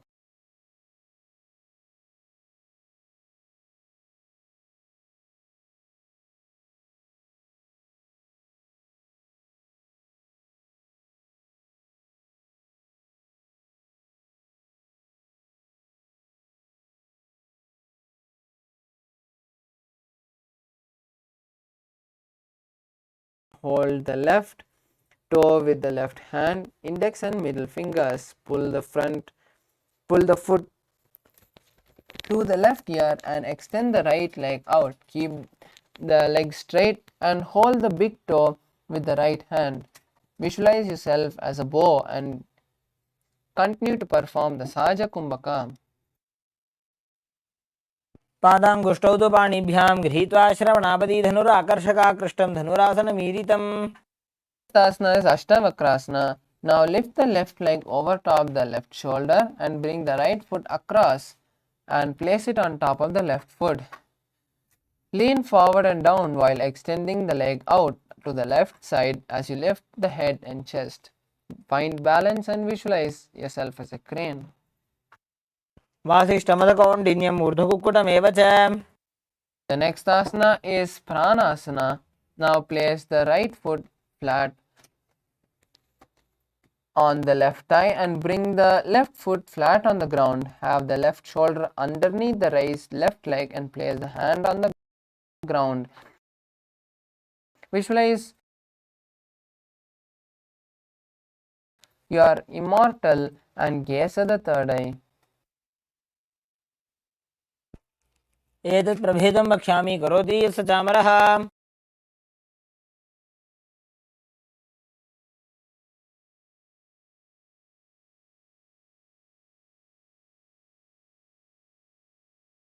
Now place the right foot at the root of the left thigh and then the left leg by the side of the right knee.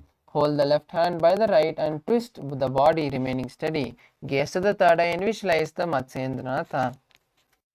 पार्श्वाभ्यां धृत्यतेजास्तु पार्श्वमत्स्येन्द्रमुत्तमम्.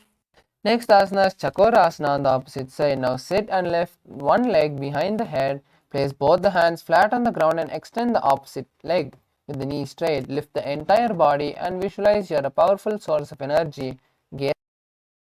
पूर्वदानं चतुष्पादपीठं वज्रासनं तथा. The next asana is Dhanurasana 2. Now sit with both the legs stretched and hold the legs with the respective hand. Pull one leg towards the ear and visualize yourself as a bow. पादाङ्गुष्ठौ तु पाणिभ्यां गृहीत्वा श्रवणावधि. Next asana is Ashtavakrasana. Now lift the right leg over top the right shoulder and bring the left foot and place it on top of the right foot. Lean forward and down while extending the legs to the side. Visualize yourself as a flying crane. वासिष्ठमदकौण्डिन्यम् ऊर्ध्वकुक्कुटमेव च. Next asana is Pranasana. Now place the right foot on the left thigh and bring the left foot flat on the ground. Have the left shoulder underneath the left leg and place the hands on the ground. Visualize yourself as immortal. एतत् प्रभेदं वक्ष्यामि करोति यः स चामरः. The next asana is Parshamachendrasana. Now place the right foot at the root of the left thigh and the left leg by the side of the right knee. Hold the left leg with the right hand and twist the body, remaining steady. Gaze at the third eye and visualize Matsyendranatha. पार्श्वाभ्यां धृत्यतेजास्तु पार्श्वमत्स्येन्द्रमुत्तमम्. Next asana is Ardhapachimatanasana. Now stretch both the legs forward and bring one heel towards the perineum. Lean the chest forward and down, placing the head on the knee and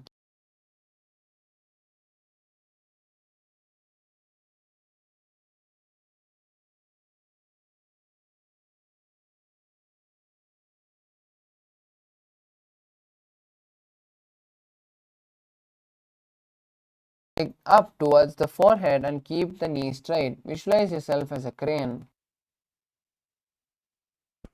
Utthan. Next asana is Swastikasana. Now sit with the soles between the thighs and calves and keep the spine straight. Rest the palms on the knees and visualize yourself as the space of good fortune and prosperity. जानोर्भोरन्तरे सम्यक् कृत्वा पादतले.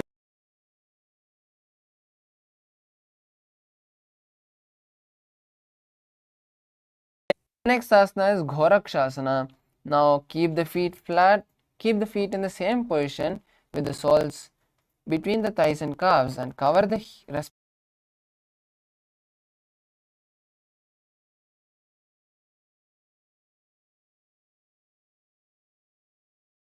the chin to the chest in Jalandhara Bandha and visualize Goraknatha. जानोर्भोरन्तरे पादौ उत्तानो व्यक्तसंस्थितौ गुल्फौ छाछाद्य हस्ताभ्याम् उत्तानाभ्यां प्रयत्नतः. The next asana is Bhagasana 2. Visualize Swamiji as you maintain the legs in the same position. Now we'll perform the Shanmukhi Mudra, which is locking the mouth with the little and ring fingers, locking the nose with the middle fingers, locking the eyes with the index fingers, and locking the ears with the thumbs. वामपार्श्वमुकुटं संस्थाप्य दक्षाङ्घ्रि वामजगने. Next asana is Yogasana 2. Now place the feet on opposite thighs in Padmasana and place the hands back of the palms on the mat next to you. Visualize Swamiji and gaze at the nose. Start performing Kakachanchukumbhaka, which is inhaling through the mouth with the tongue folded into a straw. Then exhale through the nose. उत्तानौ चरणौ कृत्वा संस्थाप्योपरि जानुनोः. Is Urdhva Kukutasana. Now from Padmasana, place the palms on the mat and lift the body off the ground. Visualize yourself as a rooster. शिष्टमथ कौण्डिन्यम् ऊर्ध्वकुक्कुटमेव च.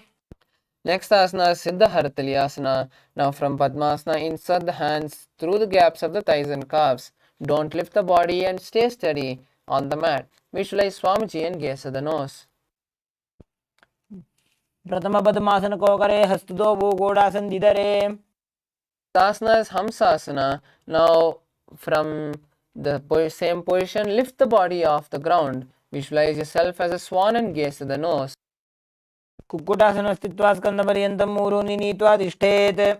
Next asana is Karmukasana. Now from Padmasana, while sitting, reach the hands behind the body and interlace the fingers. Place the forehead on the floor and visualize yourself as Shiva's bow.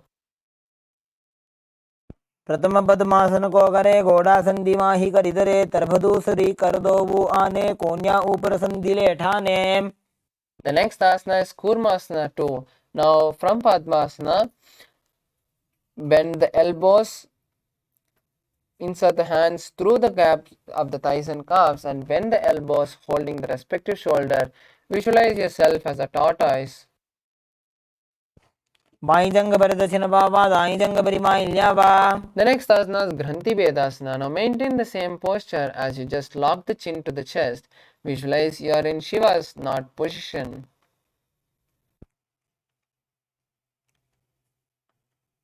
अथ वक्षे नीलकण्ठ ग्रन्थिभेदासनं शुभं ज्ञात्वा रुद्रो भवे क्षिप्रं सूक्ष्मवायुनिषेवनात्. The next asana is Urdhva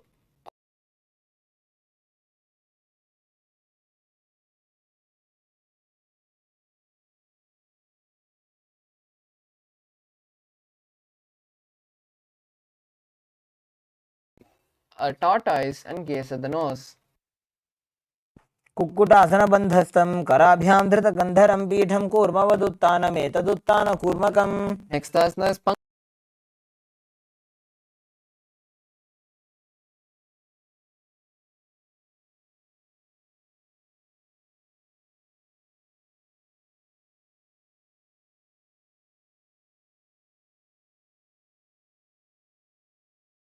lift your body off the ground as you balance on one hand. Visualize yourself as a rooster.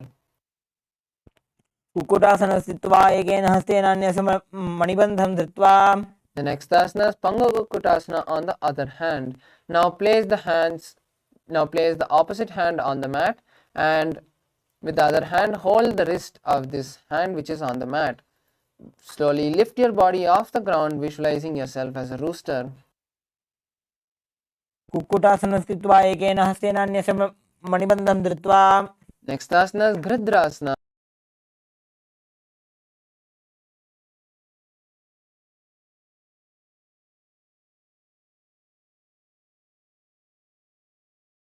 And all greed. जानोर्भोरन्तरे पादौ उत्तानो व्यक्तसंस्थितौ गुल्फौ छाच्छाद्य हस्ताभ्याम् उत्तानाभ्यां प्रयत्नतः. The next asana is Padmasana 3. Now from Padmasana, hold one hand over the other, keeping the palms facing upwards.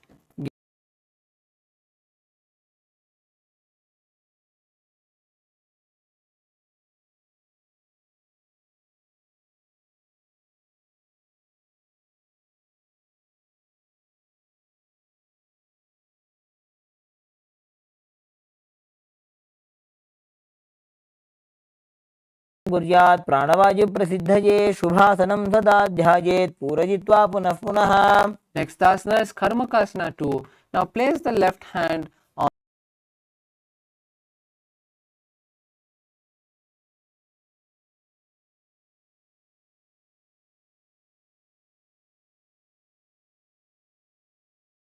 toe and rotate it. Visualize yourself as Paramashiva's bow.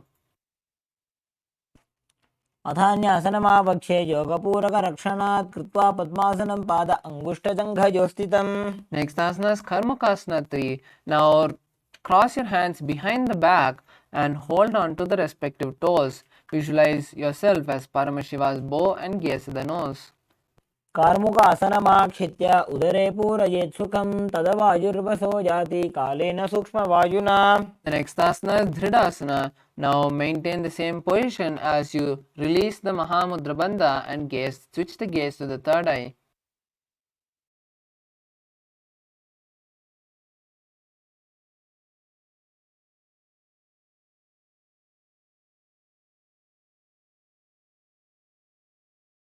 Nagrasana. Now from Karmakasana 3, try to hold on to the feet and lie down. Otherwise, release the feet and just cross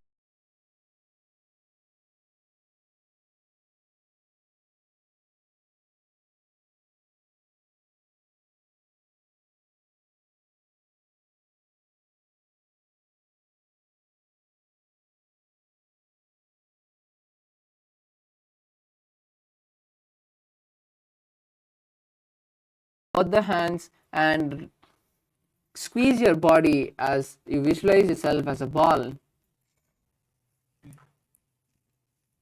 With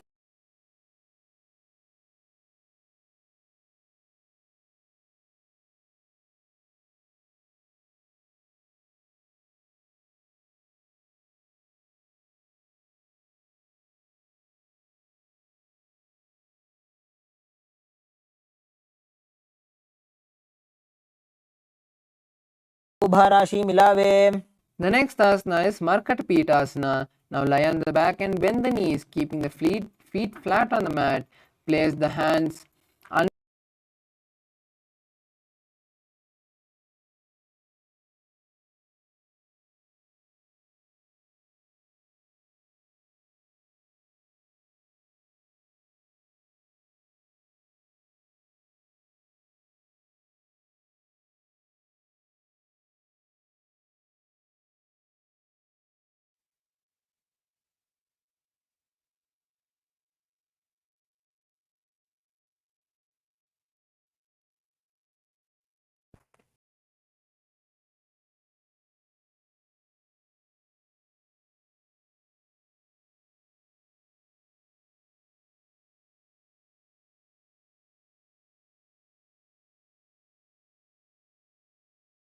for support if needed. Otherwise, place the elbows and hands extended on the mat below.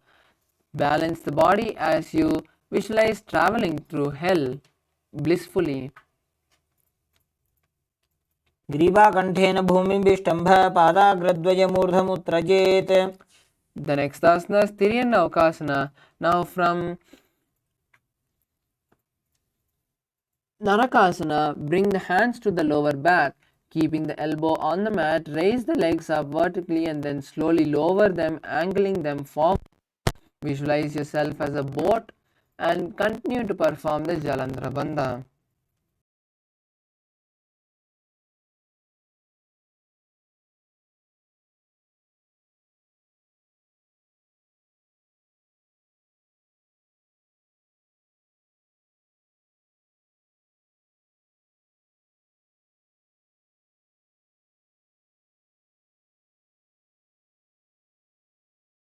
कावत् ग्रीवापृष्ठकोर्परैः भूमिं वष्टभ्य.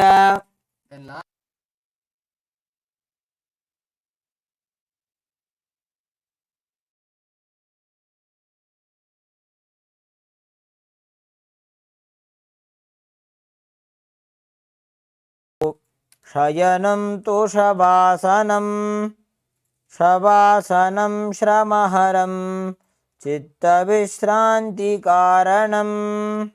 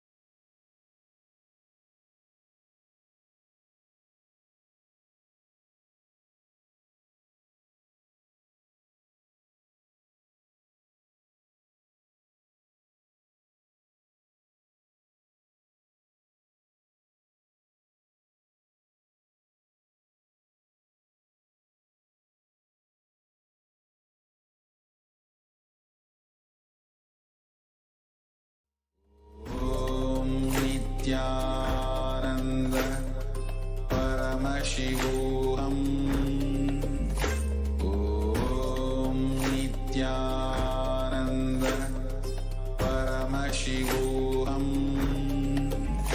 Om Nithyananda Paramashivoham. Om Nithyananda Paramashivoham. Om Nithyananda Paramashivoham. Om Nithyananda Paramashivoham. Om Nithyananda Paramashivoham. Om Nithyananda Paramashivoham. Om Nithyananda Paramashivoham.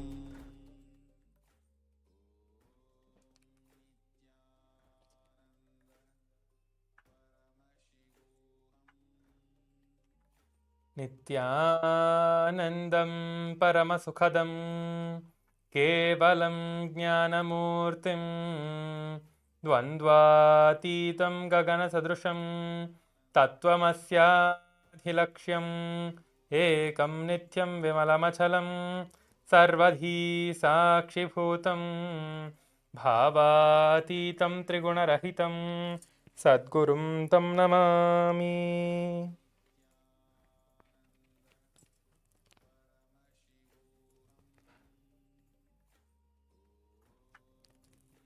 Nithyananda, I welcome all the Paramashivoham Level 3 Season 3 participants to the day 16 of the Paramashivoham program.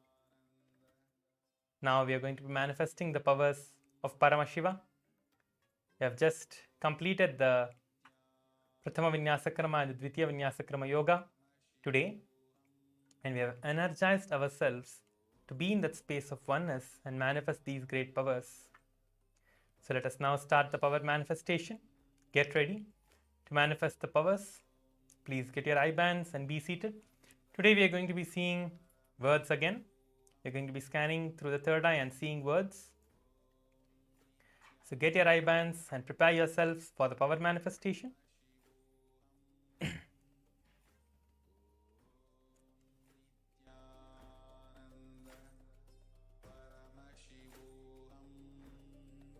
Sit in front of the camera with your cameras turned on, with your head, neck and spine in a straight line.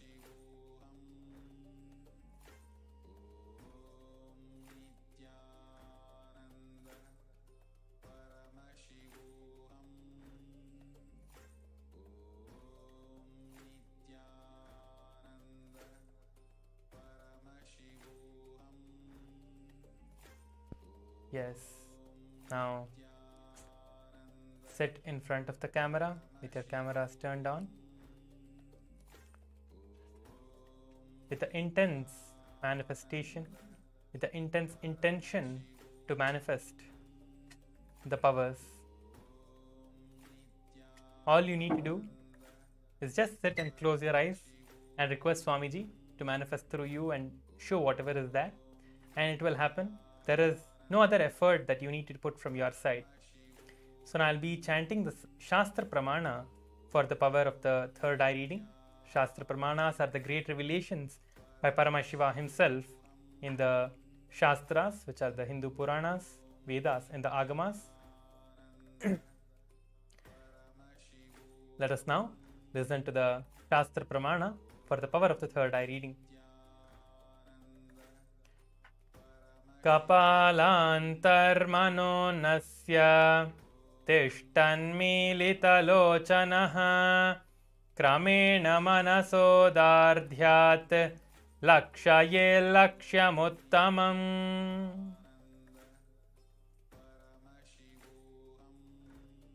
Yes. So this is the direct revelations by Paramashiva himself. Let us now enter into the power manifestation. I request all the participants to pick your eye bands and close your eyes tie your eyes with the eye bands.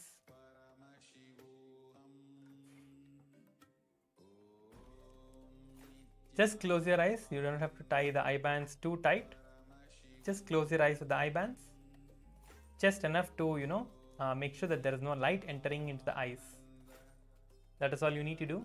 Just close your eyes and make sure that there is no light entering into your eyes. That is why you need to use the eye bands, to make sure that there is no light that is entering into the two eyes. Let us now intensely establish ourselves in the space of oneness by chanting the Mahavakya and visualizing Swamiji in our third eye. Start chanting the Mahavakya along with the Mahavakya that is being played. Keep the intense chanting.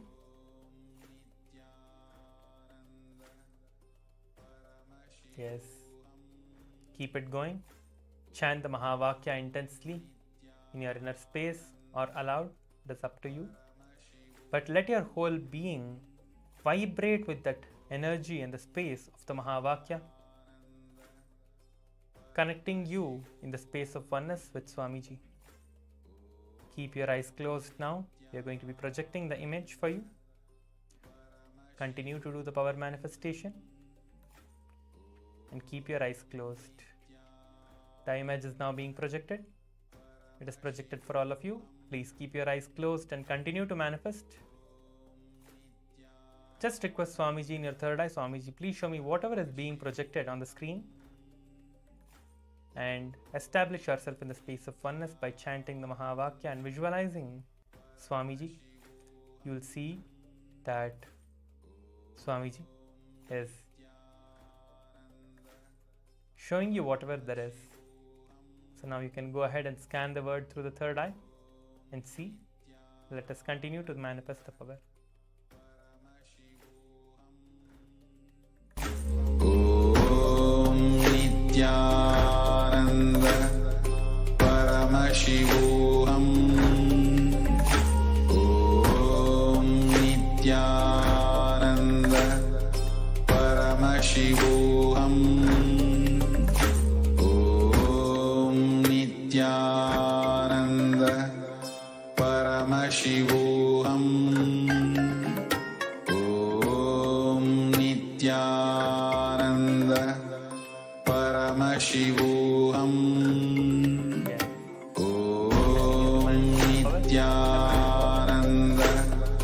Paramashivoham. Om Nithyananda Paramashivoham. Om Nithyananda Paramashivoham. Om Nithyananda Paramashivoham. Om Nithyananda Paramashivoham. Om Nithyananda Paramashivoham. Om Nithyananda Paramashivoham. Om Nithyananda Paramashivoham. Om Nithyananda Paramashivoham. Om Nithyananda Paramashivoham. Om Nithyananda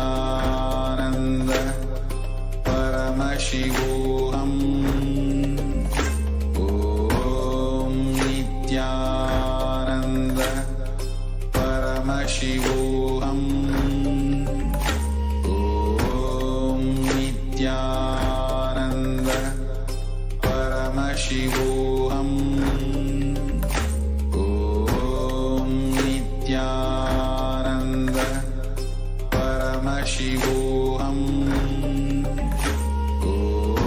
Om Nithyananda Paramashivoham. Om Nithyananda Paramashivoham. Om Nithyananda Paramashivoham. Om Nithyananda Paramashivoham. Om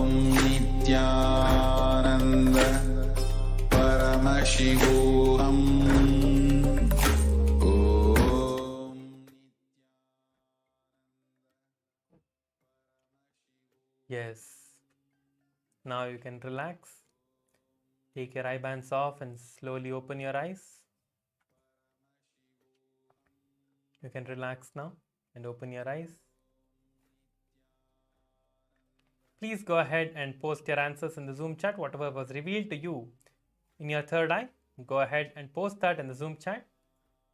I'll be seeing and also answering any of the questions if you have any questions that you want to ask related to the power manifestation and the third eye reading in specific, you can go ahead and put your questions as well in the Zoom chat, and I'll be happy to answer any of your questions.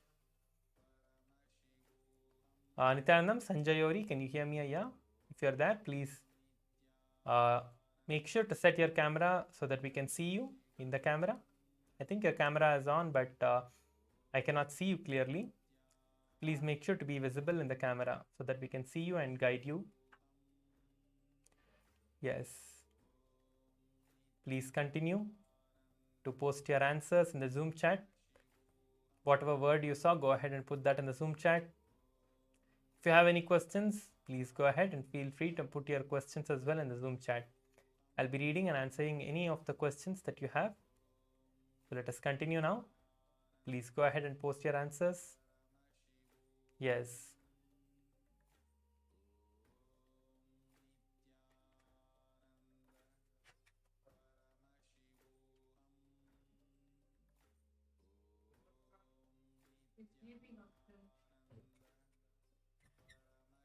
Yes, the participants are posting now.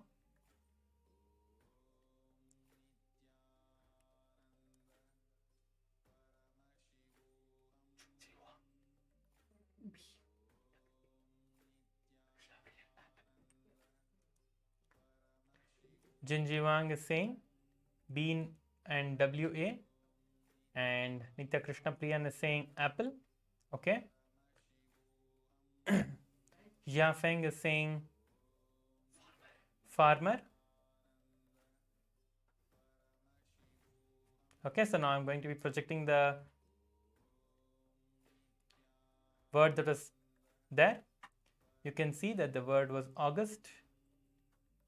So even if you saw a few letters in the word, that as well is starting to manifest. So you can go ahead and move on to the next round now. So the word that was projected was August. So if you saw only a few letters from this full word, that is also manifestation. So let us continue to manifest this. Let us move on to the next round so that we start manifesting it more and more. So and everyone, I request all of you to also post any of the questions you have. So if you have any questions related to the power manifestation, it is really important that you post them, and we can help you to manifest the power. So if you have any questions, please make sure to post, and we will be happy to answer your questions. Okay, so let us move on to the next round. Tie your eyes again with the eye bands. Keep your eyes closed and chant the Mahavakya intensely. Intensely chant the Mahavakya. We are going to be projecting the next image now for all of us to see through the third eye. Make sure to close your eyes and chant the Mahavakya from the core of your being. Continue to manifest the power. Now the image will be projected to you all. It is being projected now. The image is being projected. Go ahead and continue to manifest the power. You have a few minutes. Chant the Mahavakya and manifest the power. Paramashivoham. Om Nithyananda Paramashivoham. Om Nithyananda Paramashivoham. Nithyananda Paramashivoham. Om Nithyananda Paramashivoham. Om Nithyananda Paramashivoham. Om Nithyananda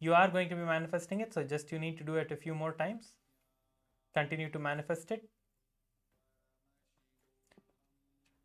Also, you all need to understand that you do not have to guess. If you only like 2 letters or 3 letters, it is okay. It's nothing, it's not a problem.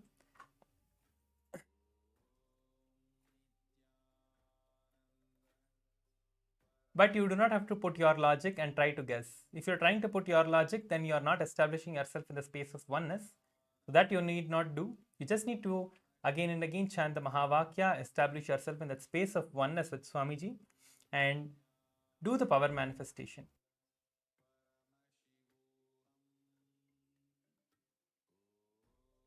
Yes. Xiafeng is saying banana. Yes. So with this, we come to the end of today's power manifestation. Please make sure to share your experience in the social media, in Facebook and other platforms as well. Make sure to go ahead and share your experience in the social media. Yes. With this, we come to the end. Yes. Okay.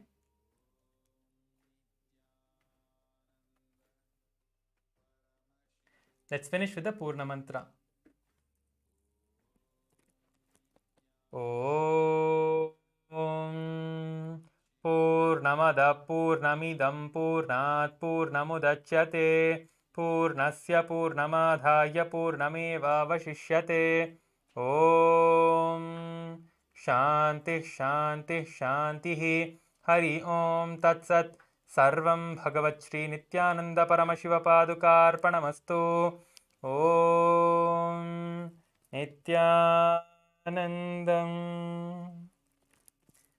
Yes, Krishna Swami Muttaya is also saying that he has been participating in these sessions every day, but he is not yet able to see. Krishna Swami Muttaya, you need to understand that as you do this power manifestations every day, you are going to be manifesting it. So continue to do the power manifestation sincerely every day. Do not have to give up just because you're not able to see. You need to understand that manifesting powers is manifesting powerful cognitions and Paramashiva. It is not just being able to see through the third eye and being able to see with your eyes closed. So do it from this context, you will definitely manifest it. So we have the next session coming up, so please stay tuned. Thank you. Nithyanandam.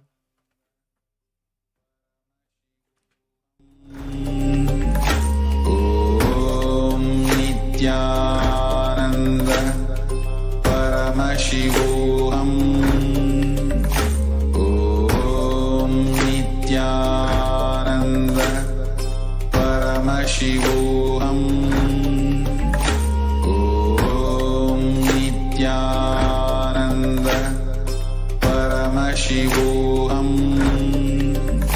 Om Nithyananda Paramashivoham. Om Nithyananda Paramashivoham. Om Nithyananda Paramashivoham. Om Nithyananda Paramashivoham. Om Nithyananda Paramashivoham. Om Nithyananda Paramashivoham. Om Nithyananda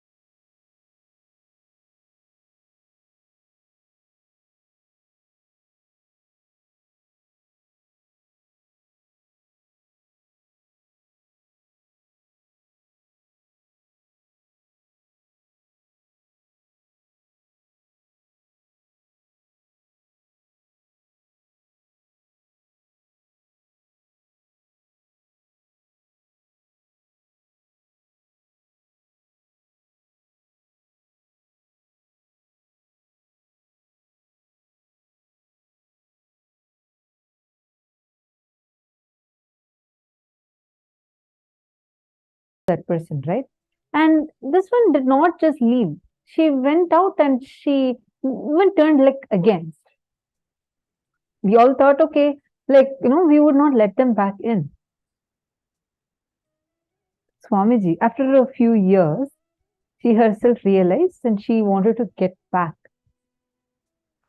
Swamiji was so compassionate, and Swamiji told her, I was just waiting because this was the purpose of your life. I know you will come back. Oh my God, I just melted. I'm like, wow.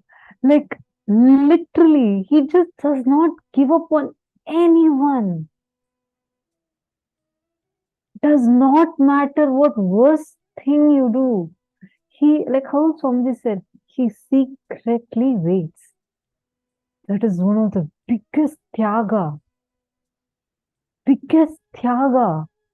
And it's never once Swamiji again told her, like even judged her or did anything like that. Instead, Swamiji empowered her to manifest more powers, to become a leader. Like, literally. I mean, who would go to that extent? In every level, Guru never gives up on you. I have seen Swamiji do this even when Swamiji knows this person is a threat. This person may abuse, he may be a traitor. Swamiji still says it's okay. They still have a possibility to manifest Paramashiva through them. Why should they miss it? You'll just be like, oh my God, how can someone be so compassionate? Like, it's impossible for me even now to comprehend because I've seen so many cases like this, so many situations like this. There are some people who would have just left and gone, who would have dropped off, sometimes even joined, listened to some other Guru abuses narrative, and they might have become disconnected. But Swamiji does not stop them to reconnect back. Just 2 programs before, the 2-3 seasons before, Swamiji had declared that the whole season is dedicated for anyone who wishes to reconnect back to come back. I was so shocked to see so many people. Each one of them had done what not. But Swamiji did not judge even once. Even once, he just does not even forget about judging. He doesn't even give up on them. Instead, showers them more with his love. Just showers them. Going on showering. This is not just only to that extent. Even many times, even let's say, if any of us do some mistakes or like we mess up in some project, we don't do something properly. See, at least in Vaikunta, Parandama, Mahavishnu has all the best things with him. He has the Shamantaka, the world's costliest, the universe's costliest gem. He has Miss Universe as his wife. Here he's just decked up in all gold. Like he has the best things with him. Right? If you see Paramashiva, whatever the society discards, like Rudraksha. See, now Rudraksha has a value because of Paramashiva wearing it. Otherwise, it's just a seed of a tree. And he lives in Smashana, graveyard, applies ash as his ornament, and has all bhutas and pretas and ganas around him, whom the society has discarded. This is the kind of people he has around him. He just does not even judge. Like many times, even when we all do so many messes, God, Swamiji's vision would be something, and Swamiji would be giving us such detailed instructions. Okay, do this, step by step. And in spite of all of that, because of our own great patterns, many of us would mess.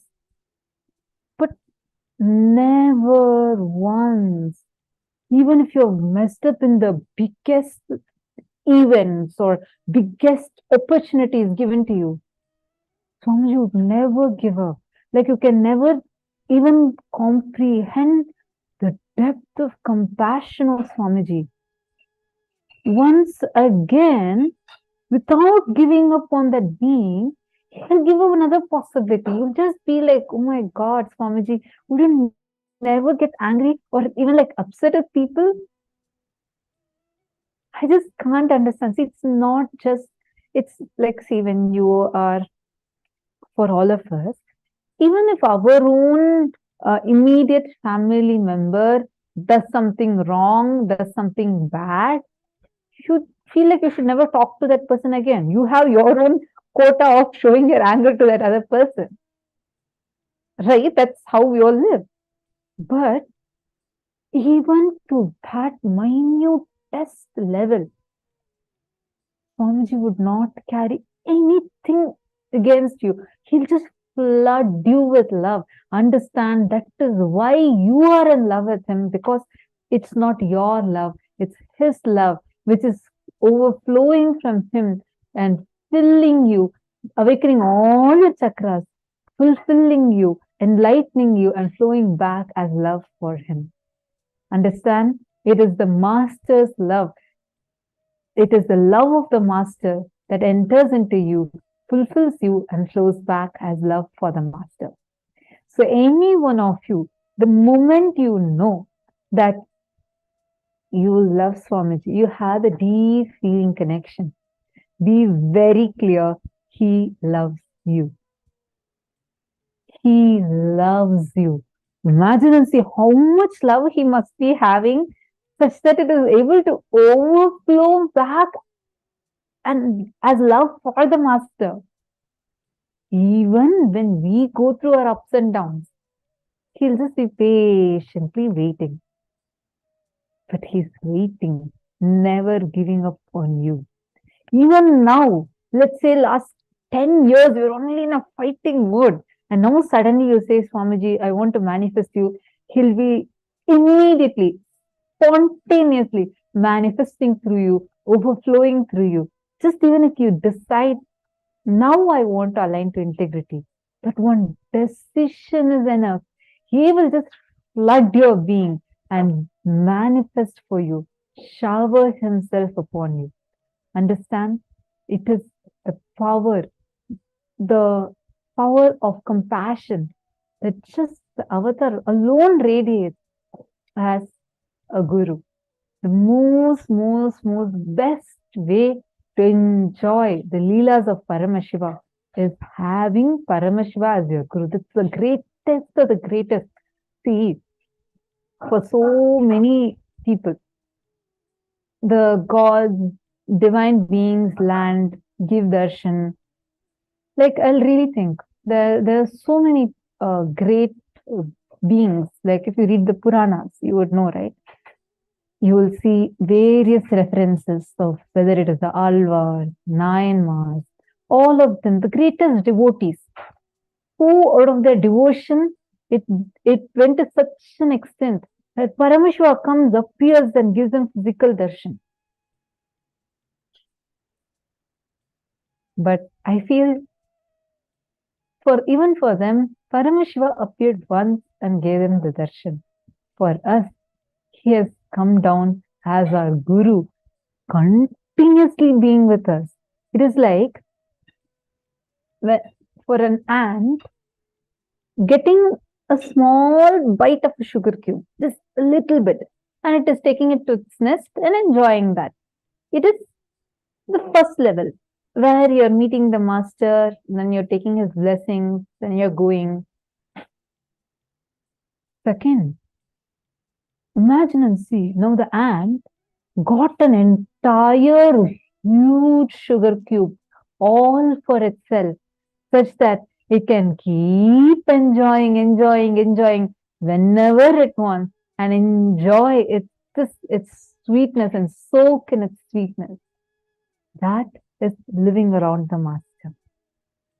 When the ant just merges into the sugar cube itself, it is Sayujya Samadhi, where that's what like all the great beings experience, where they just merge with the divine. But the most delicious of all is the Samitya Samadhi, living around the master. Because even in oneness, you're in oneness. But here, you get to experience and enjoy every time, tasting his sweetness again and again and again. That's the most delicious way to live. Literally, your whole life would become so ecstatic. If you living wherever you're living and attending a program or receiving Swamiji's darshan, if that itself is so delicious for you, imagine and see what would be living around the avatar. That is exactly what is sannyas.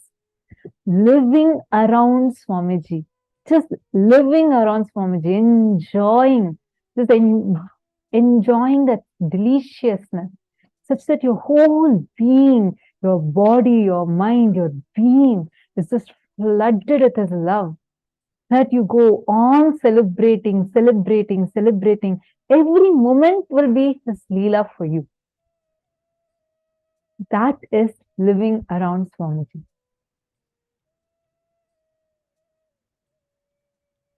Actually, any one of you who feels like, I really click with this, I really want to experience this, you can sign up, you can let us know, and we will send you the Apat Sannyas link.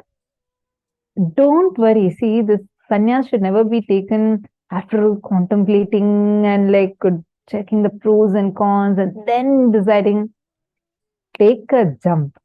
If you feel connected, if you feel, I really want to be with Swamiji, I really feel I want so badly to live around Swamiji, take a decision.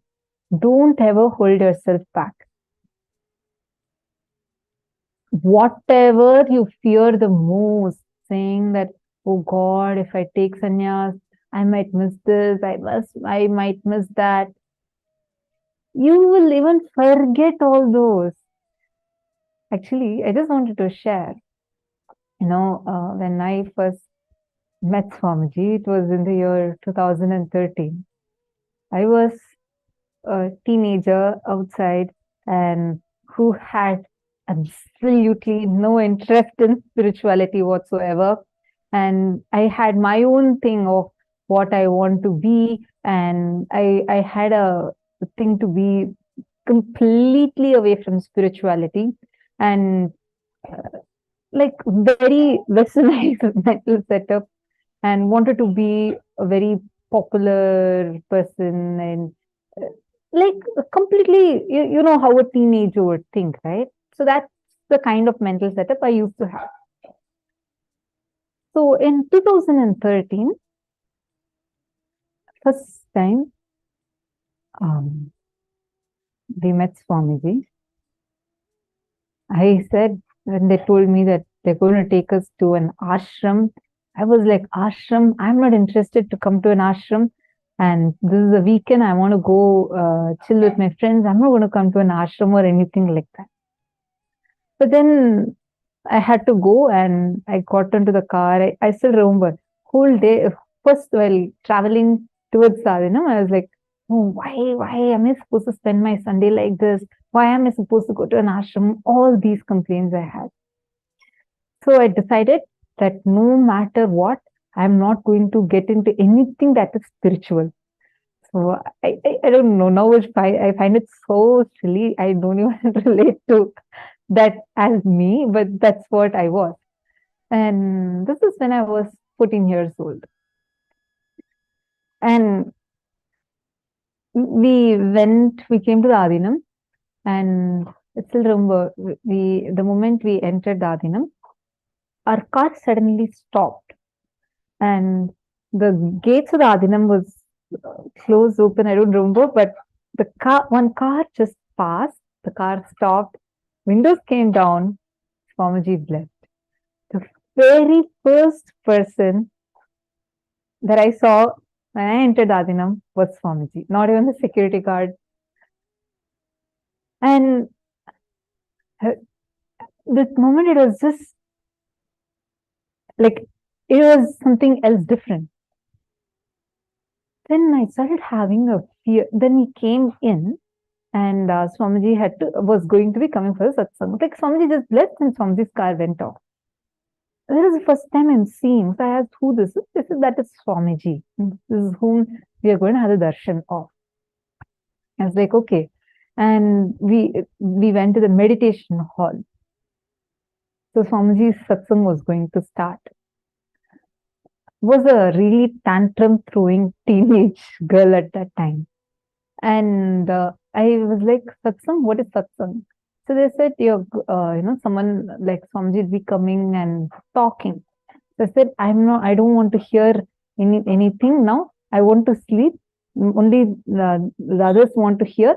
So I'm going to go sleep. So I went to the corner, and I can't believe it. This is my first time I'm meeting Swamiji, but then like I went off and I tried to sleep.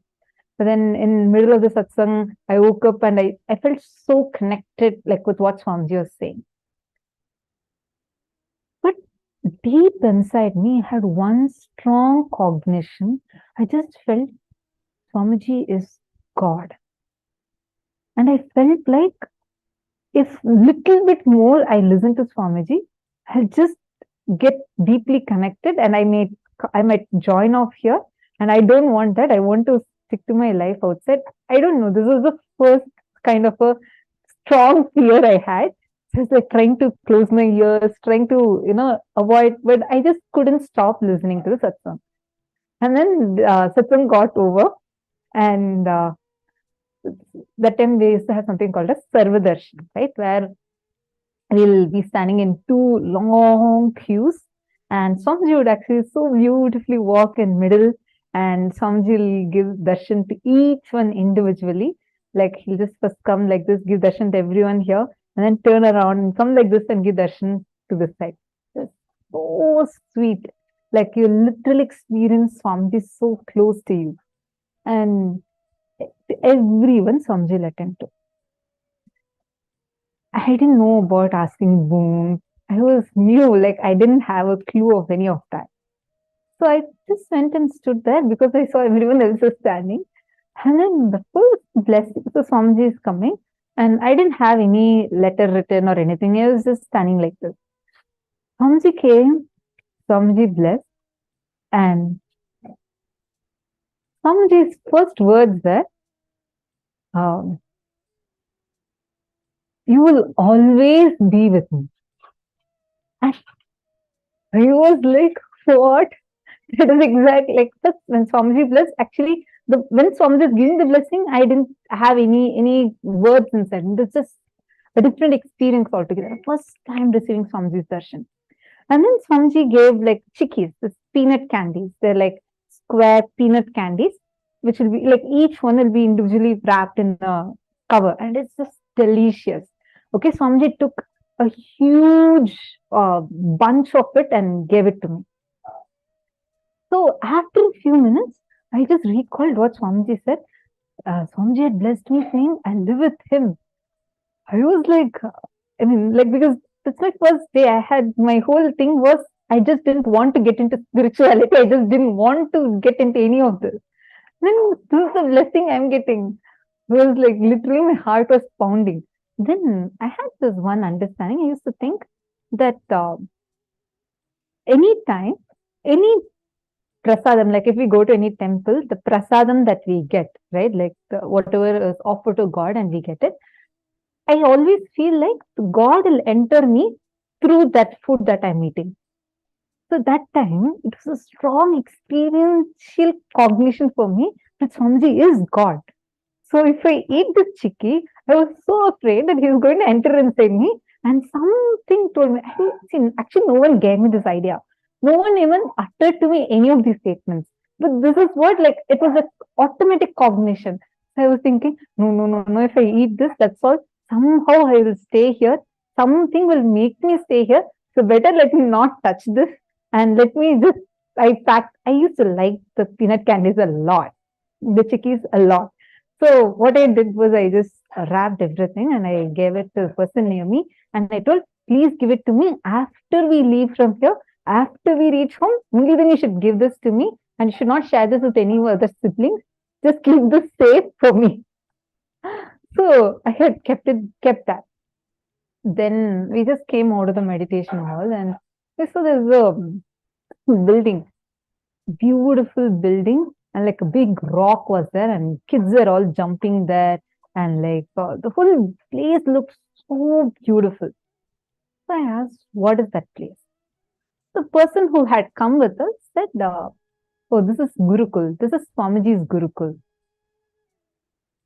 All my siblings are jumping, saying, I want to join Gurukul. I want to join Gurukul. I'm like, can you all stop? No, don't say that.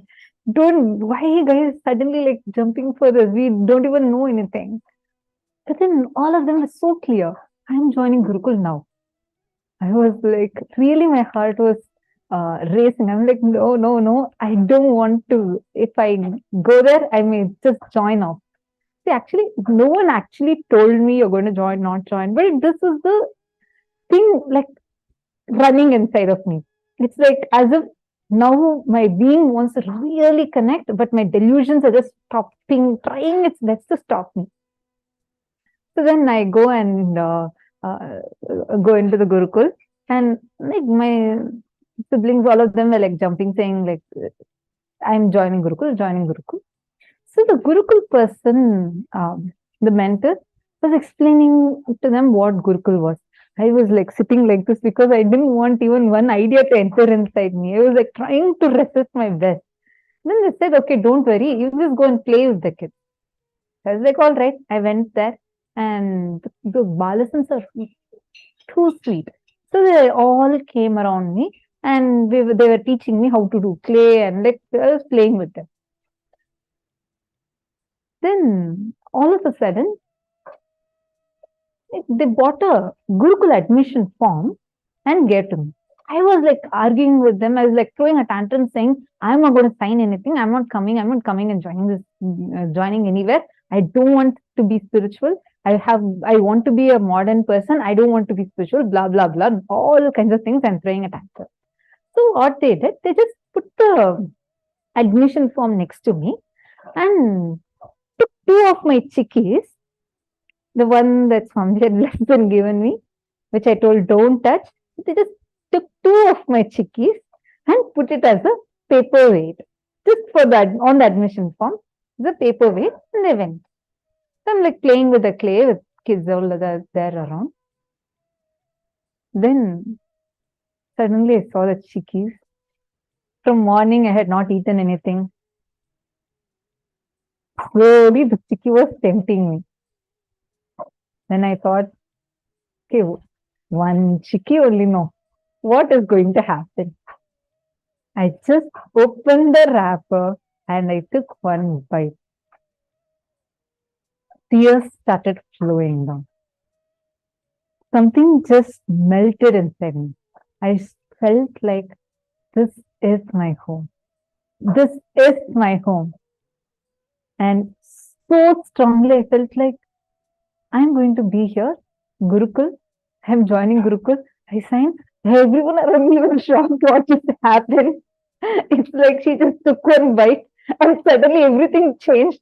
Whole thing turned around. And I signed and said, I started telling, I want to be here only. I don't want. The admission date was May 8th. This was in April. We went there in April. The admission date, like when we were supposed to join, was on May 8th. So they told, no, you should only join on May 8th. I said, no, but this is my home. I just don't want to leave this place. And like they thought I was crazy. Like till now I was talking something. No, I was like talking something completely different. They're all laughing at me. And then, so they had to like literally convince me to go. So I felt so bad inside. And then I'm going. And on the way, while I'm going back to my house, then car is going. Suddenly one of my other friends called. Like she called me and she asked me, hey, I thought you were going to come to hang out with us today. Where were you? And like on the call, I was just telling her, oh no, I just went to visit a place, and I started telling her, you know what, I'm going to change the school. The moment I uttered those words, I was like, wait, what? What am I doing? I didn't want to. What is this? And then like I just cut the call, and like I started like literally throwing a tantrum, saying, no, I am not joining. Tell them to tear my admission form. I am not going anywhere. And I'm very clear, all kinds of tantrums I threw. And they were forced to cancel my application, etc. So after that, I went back. Suddenly, that few days, right? May 8th came, all others joined Gurukul. I threw another tantrum saying I am not joining. No matter what, I am not joining. So this like I was so adamant. So no one could do anything. So they joined Gurukul. The Nithyananda and all joined Gurukul. Next 21 days, it was like everything appeared so colorful. Like, you know, whenever you go, whenever you're deeply getting connected with Guru, Maya will always try to distract you. It will appear so colorful. And that's exactly what started happening. Suddenly, my school is choosing me as the leader for everything. Like, I became the house captain, I became the sports captain. And then, like, whatever my desires were, suddenly I'm seeing everything is coming true. And it looked so attractive.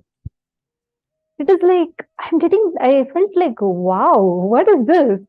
It's like everything is coming like the best way I want it. So 21 days, I was thoroughly enjoying, I would say. That's how I felt. And like Manithyans and all had joined Gurukul.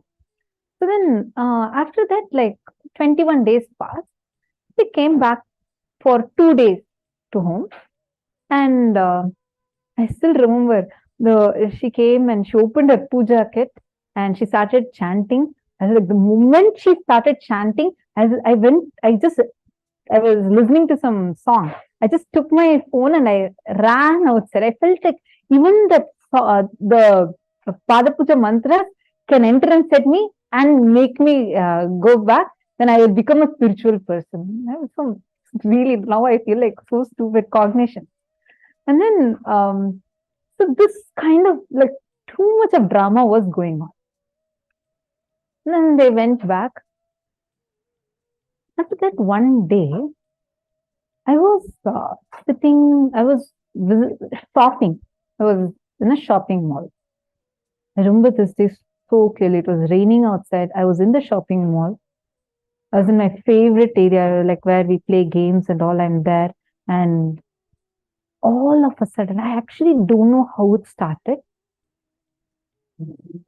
All of a sudden, I had this one strong voice in me. It said, enough. It is time now. Join Gurukul. It was a voice inside me. Nothing from outside. Like there's nothing, no other thing. I was like trying to resist that voice. And then I'm like going and trying to play more games. It just started losing its power over me. Like it couldn't entice me anymore. The game that I used to love playing till the second earlier was not exciting me. So I thought, oh God, what is happening? Then I'm going and trying to eat some junk food. I just couldn't even take a bite. It just felt tasteless. Like nothing seemed to excite me. Everything felt like it just does not give any kind of an excitement. I had a very strong cognition, just like a voice inside me. Join Gurukul. I just decided that. It was night when I was shopping. That night itself, I decided I am joining Gurukul. Next morning, I went to the school, got my TC, and Lord, actually, my friends and all were crying. I still remember. I was like, This is too much of a reaction. If it was normal me, I would have felt so bad and like, oh my God, so many people love me, and I would have stayed back. But that moment, it was like, it just felt, it's okay. I have something more. I have to join Gurukul. Nothing from outside could even pull me. And I just came. The moment I entered Alina, I just felt like I'm home. And that day, Swamiji called and gave me one blessing. Swamiji said that I'll be forever with Swamiji. That's it. And till date, till now, it's like a beautiful, like a completely new life. And just too sweet. This is how I joined Gurukul. This is how I met Swamiji. And after that day on, no looking back. No looking back. And it's been just too beautiful life and just so exciting. And you know what's funny? Whatever I thought I would actually miss, I'm getting all that and much more. Like really all those things feel insipid, tasteless. I just don't feel like, that has any taste anymore. Understand? Living with Swamiji, living around Swamiji is the most delicious life. You can give up anything for living with the avatar.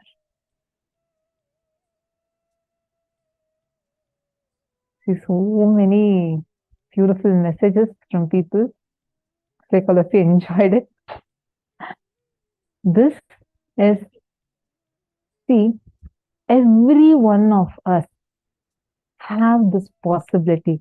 Paramashiva himself has come down in this physical body. Whoever, especially if you are here and you're single, don't even think twice. Just jump for sannyas, because you would not be able to get this opportunity again, and you would see that would be the best decision, best ever decision you can make in your life.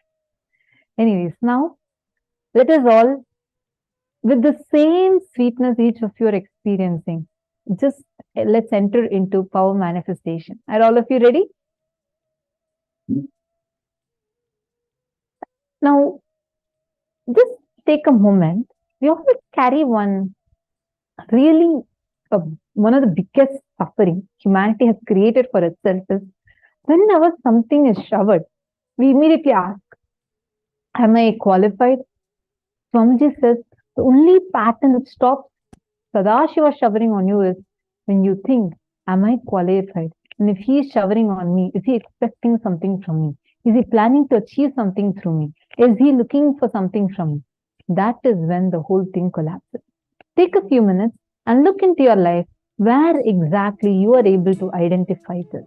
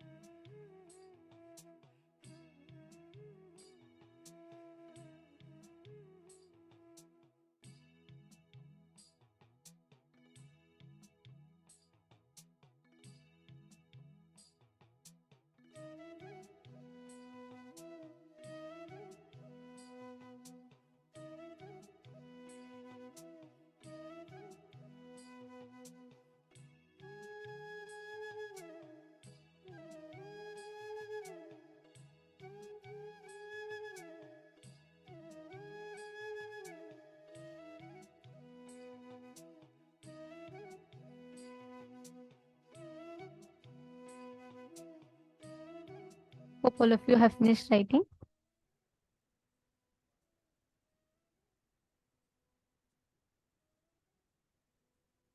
Finished writing. Now, all of us, see, understand when you connect to the Guru, right? It is like you're connecting to you have the cosmic Google access with you. So whenever you want, whatever you want, he will manifest it for you. You will have all the information at your fingertips. Very easily, you will be able to manifest all the things that you want. Understanding? Now, I request all the participants, every one of you, today we are going to be entering into a very, very beautiful power. We're manifesting the power of Sarvajnatva. Means your ability to gain access to any information that you want. That is Sarvajnatva. So anything that you want, any information you want to know, you gaining access to that is what is Sarvajnatva, and that's what we're going to be manifesting today. Okay? There's a very beautiful pramana actually, which Paramashiva declares, Evamekatma bhavena samsthithasya tu yoginaha sarvajñatvam pravarteta vikalparahitasya tu. It's a very powerful declaration Paramashiva makes. He says, anyone who establishes himself in absolute non-dual oneness with Paramashiva, he is free from all the differentiating notions. Means anything that you feel is different from you, you're liberated from all the duality-based cognition, which means the individual identity called you in you melts away, and you start manifesting the ability to know anything and everything that you want. See, please understand there are tons of stories you will know in our Puranas where they didn't have Google at that time, but they had the power of Sarvajnatva, which Gurus initiated the disciples into, because of which they had phenomenal knowledge, ability to manifest anything that they want. See, it's very simple. Your bro center is there, right? There is a cosmic browsing center. So your bro center, the third eye,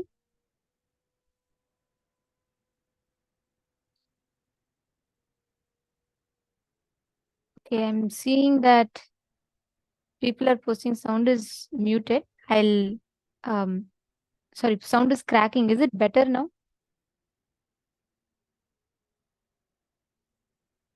Okay. Thank you. Thank you for thumbs up. Yes. Okay. See, basically, what all of us are going to manifest is your bro center becomes the cosmic browsing center, where you will be able to see any information that you want. You will be able to access it just with your will. Just through your individual will, you'll be able to access any information that you want. All you need to do is just connect to that cosmic browser, experience that manifestation.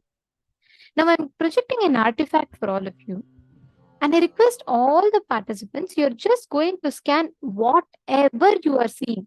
Go ahead and post it. You are seeing it is in which place, what time, what is the source of this object, how did it happen, who made it, why is it known. Post all the details that Swamiji is revealing to you. You just connect to Swamiji and ask Swamiji to reveal to you. Let us start the manifestation. Ananda Paramashivoham. Om Nithyananda Paramashivoham. Om Nithyananda Paramashivoham. Om Nithyananda Paramashivoham. Om Nithyananda Paramashivoham.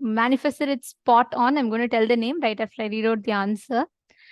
So the answer is, this is the Hoba meteoroid.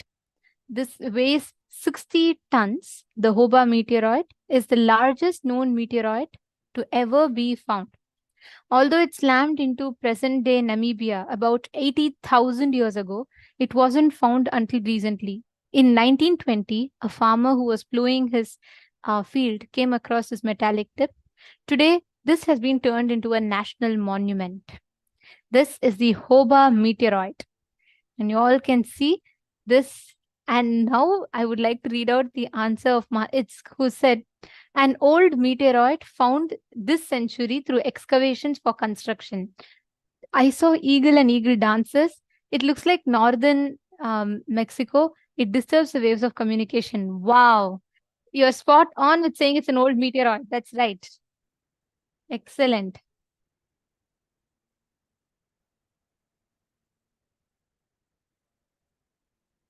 Wow. Do you see how your whole manifestation is happening? Whenever you decide, when you sit with a decision, Swamiji will always flow through and manifest. Madonna also manifested its meteoroid. Excellent. Ma Kumi Lim, you have put, it's been here for hundreds of millions of years. I will say what you've answered is right, Ma, because it's 80,000 years old.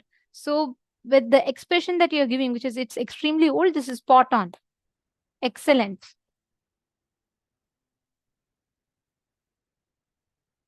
Wow.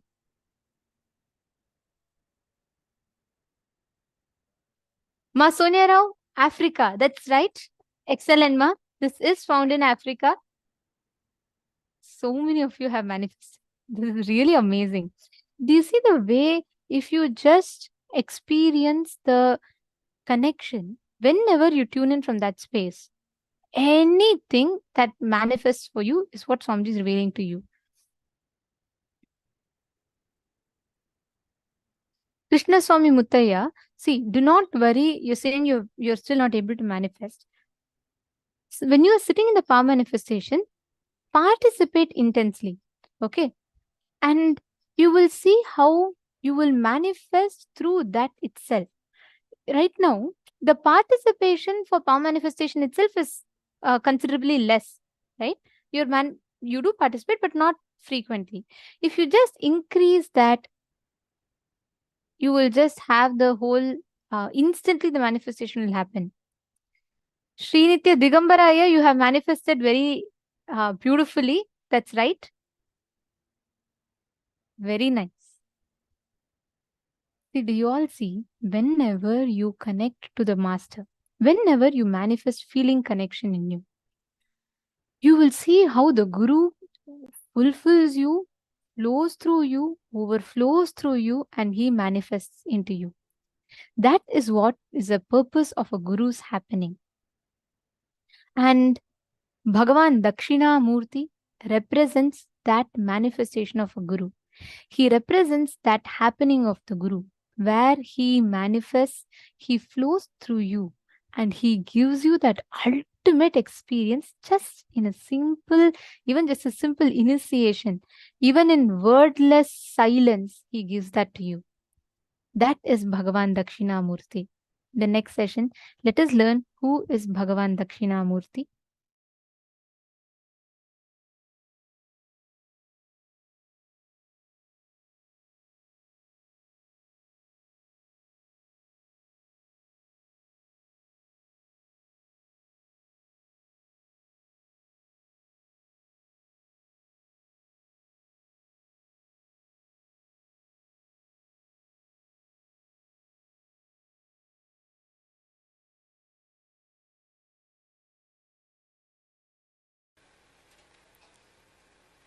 Today I'll share only one story from Shiva Purana.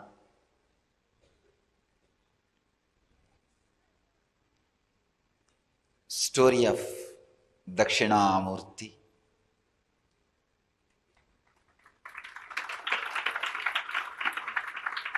Shiva appearing as the ultimate master on the planet Earth.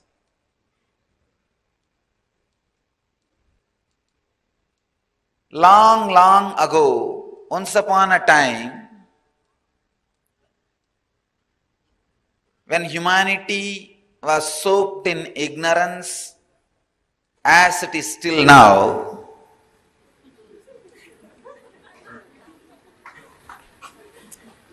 there were a group of people who were very successful in whatever they want to do through different powers. They had almost all powers. Anything they want, they can make it happen. These group of great intellectuals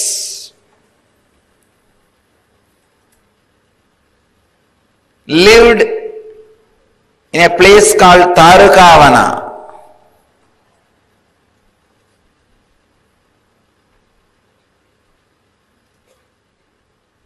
It is the area between the Madurai and Chennai.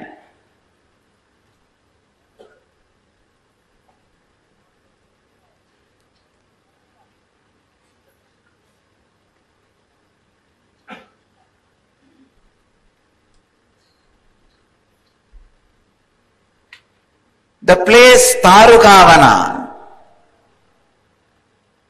huge forest, filled with so many intellectuals. They are called Tarukavana Rishis. Amazing intellectuals, and know the techniques and technology to do whatever they want to do in the outer world. Powerful beings. They had lot of mental powers. They can create anything they want just through the power of mind. And just by doing some rituals, certain rituals, yajnas, karmas. One of the biggest problem happens when you get these extraordinary powers, when things go smoothly in your life, you start thinking you are everything, or there is nothing higher than you.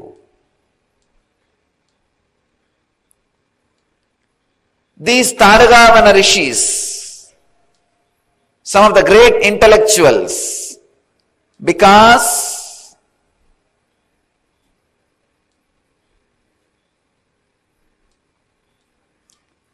they felt they can do anything they want through the power of yajnas, yahas. They started experiencing or feeling the subtlest problem of life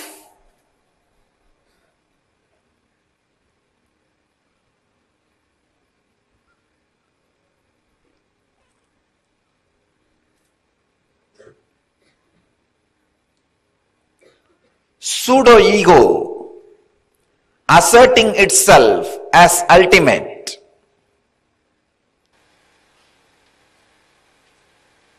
The foolishness of the intellect or arrogance of this atheism has gone to the extreme,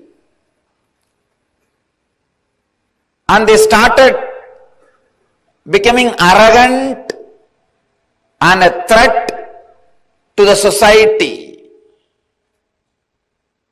Usually,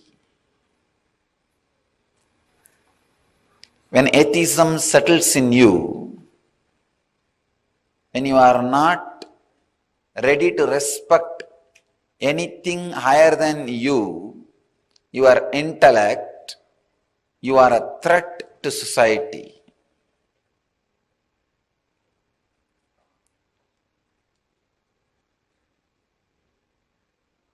Mahadeva, Sadashiva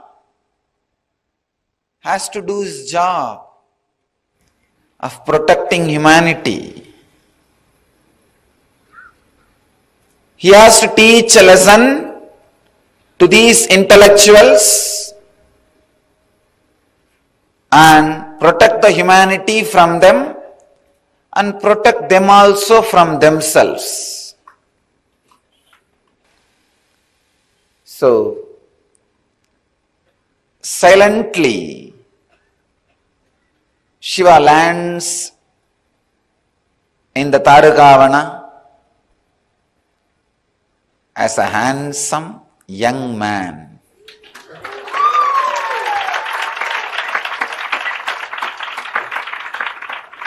And the extraordinary glow and the energy which is beyond skin, the extraordinary radiance, tejas, beyond the skin color, extraordinary attraction beyond the size of the body, he manifested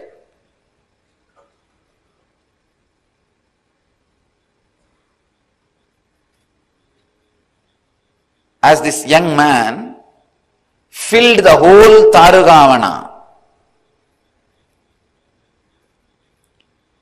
And he went round the Tarugavana in the name of begging to collect food. His Parivrajaka Yatra.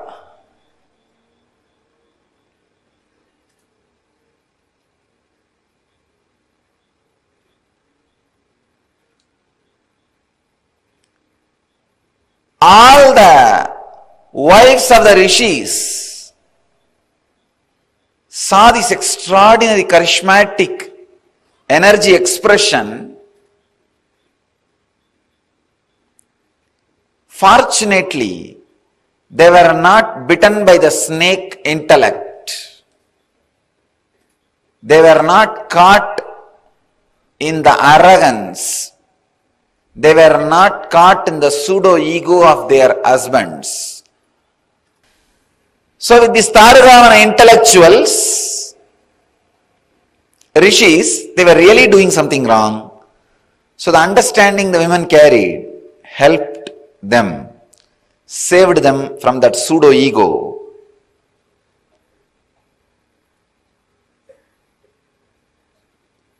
They saw this young man, ascetic, a sadhu, walking in the streets, asking for alms. Not only they gave food, they just lost themselves in his presence and glory.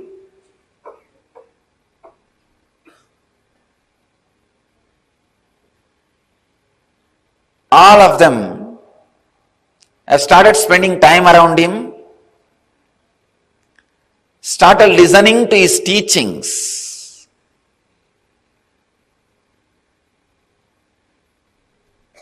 Imbibing those ideas.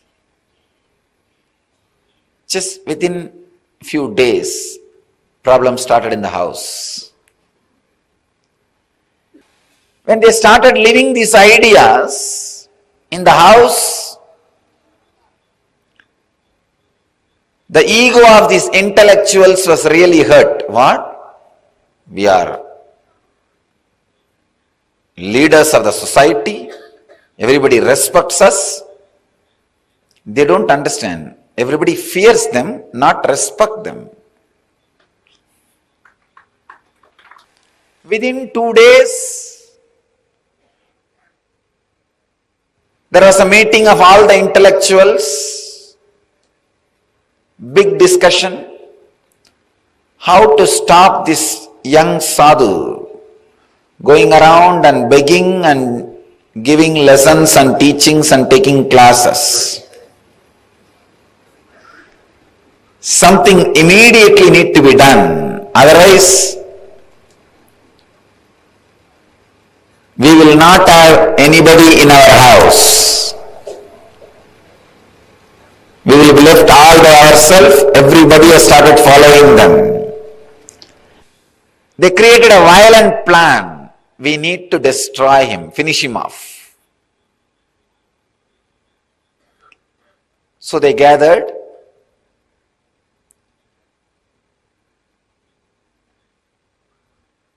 Started spreading waves.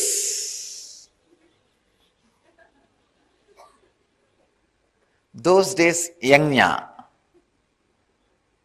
Those days, yajna means what? Creating certain kind of waves and sending all over the world. They organized a huge yajna and started chanting different mantras, started creating negativity and sending it towards him. The young boy, after going around and taking classes, was just relaxing in samadhi under a banyan tree.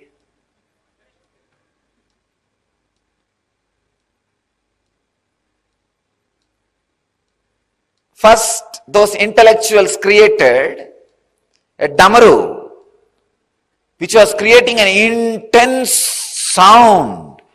Just through sound, it was destroying anything which comes in its presence. Those intellectuals commanded the damaru, go and kill that man and come, kill that sadhu. Damaru came with all its speed. The young sadhu was sitting under the banyan tree.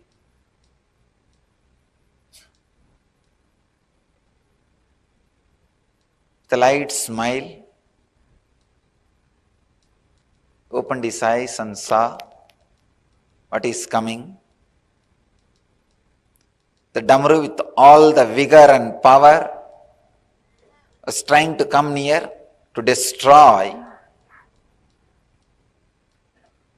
All this young sadhu did, he just caught it and kept in his hand to play whenever he wants.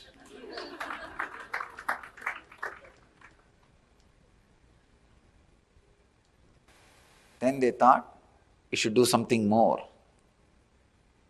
They created a deer and said, go and destroy this young sadhu. The deer came. Again, Mahadeva just smiled at the deer and caught the deer in the left hand, said, you just be with me to play whenever I want. Still he is having it in his left hand. He's playing with it. Then they created another huge weapon. It's called Maru. They sent that weapon. All right, at least you go and destroy him and come back.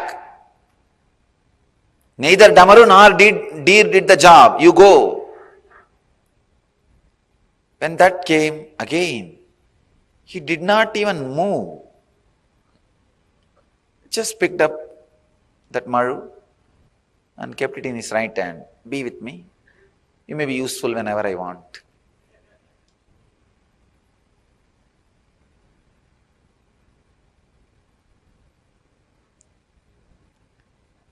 It's too much. Then they created a tiger out of that fire and sent. Mahadeva not only killed the tiger, took out that skin, started wearing it as dress.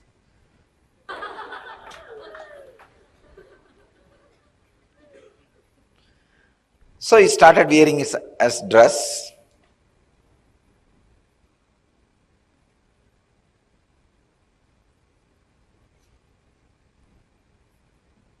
Then they created an elephant. Again, different energies.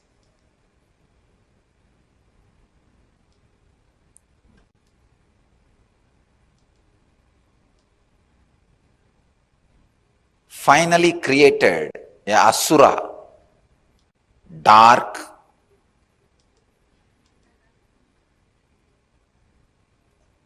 cunning, cruel, dumb.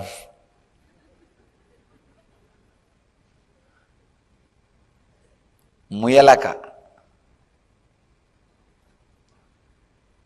They said, you go and do some conspiracy, create some problem, destroy this young sadhu. Shiva did not even bother. He just picked him up and put him at the feet. He was dead. But these asuras are dangerous. Even if they are dead, you have to always keep one foot on them so that they don't come back. He puts his feet.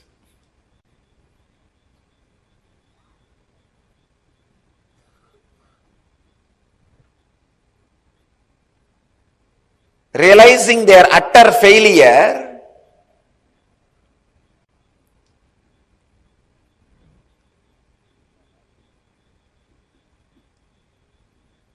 they tried to do all possible things.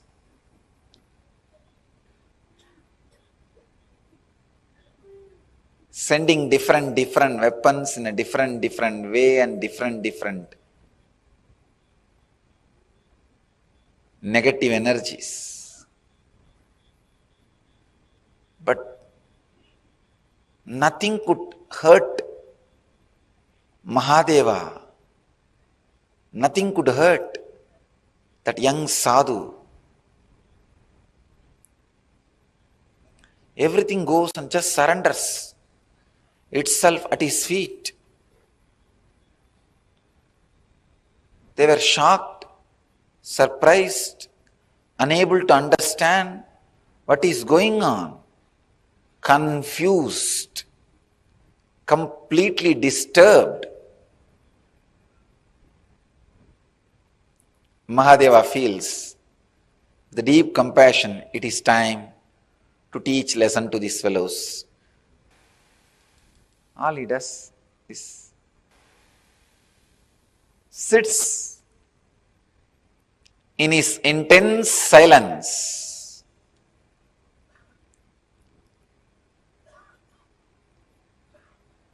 Just by his intense silence and presence, those rishis forgot all the extraordinary techniques and powers they had, the technology to create new weapons and new negative energies. So they decided, before we lose everything, let us do our final try. The very fire, Agni, in which they do the homa and create anything they want, that very fire they commanded, come on, it is time, you go and destroy him,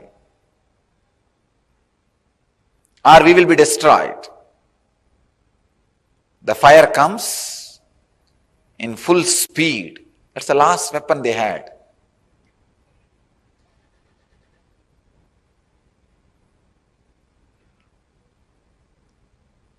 Shiva did not even move his body, just opened his eyes, picked up that fire in the left hand, still he is holding in the left hand. You can see as Dakshinamurthy, he will be holding it in the left hand. That is a fire. Now, these rishis lost practically everything, nothing is left.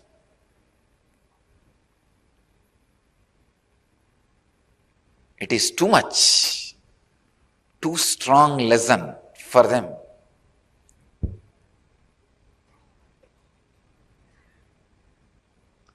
But even though they were thinking about this young sadhu to destroy him, but continuous thinking about him has brought some good things to them.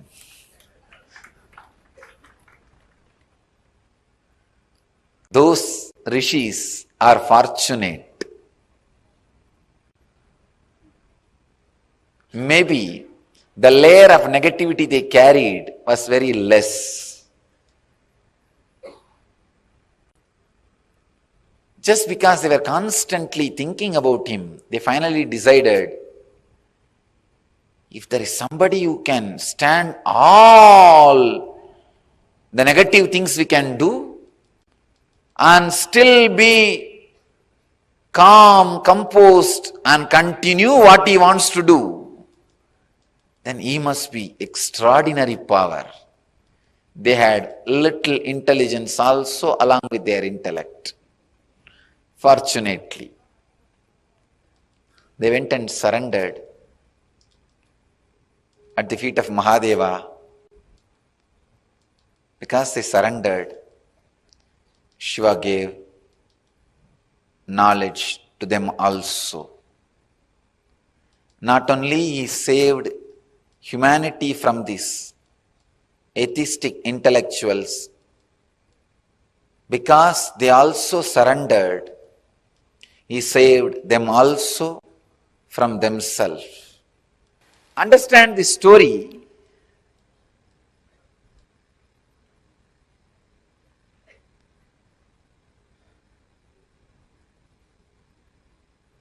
When Guru assumes the human body,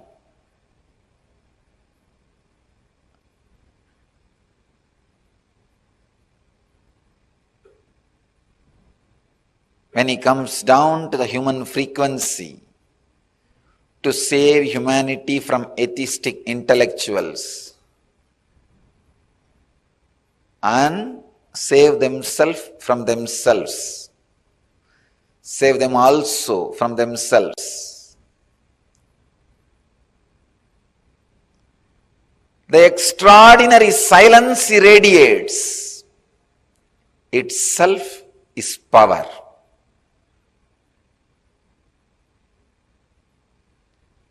In this whole story, Shiva did not fight even once.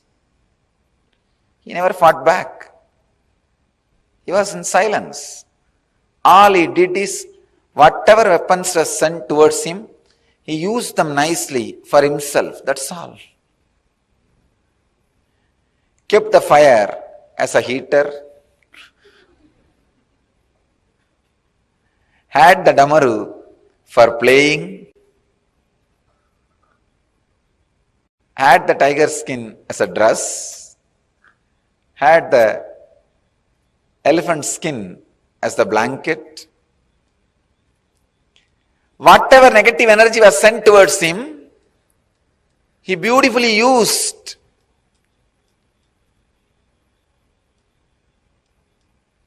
For his life. He knows how to use any negativity, turn it into positive and use it for his life.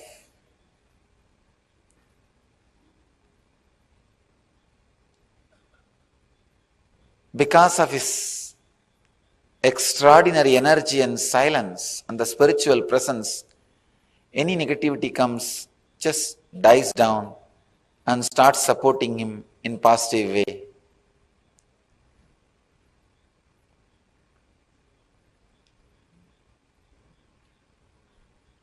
After all that, after all this attack, still he is sitting silently in the banyan tree, radiating his presence.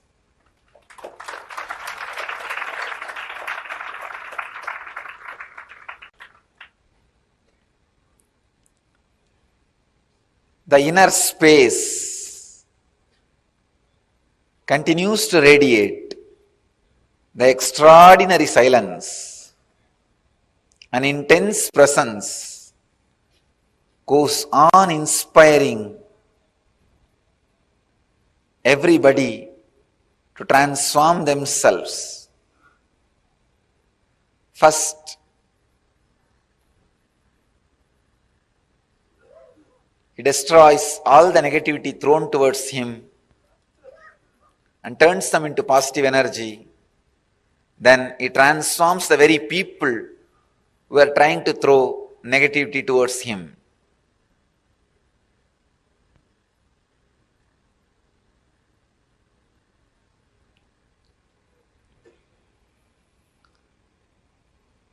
Remember, in each one of you, there is an inner space which is Dakshinamurthy.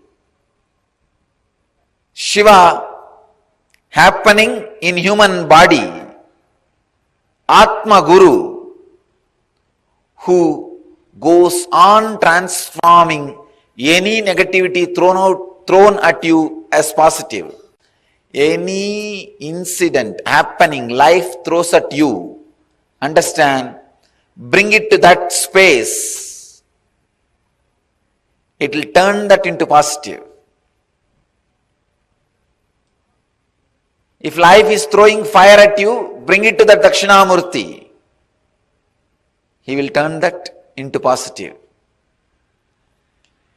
Anything brought to him turns positive.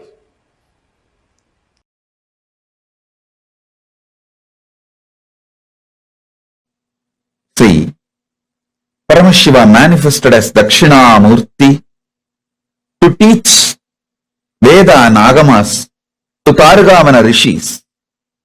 It's not that it was a past.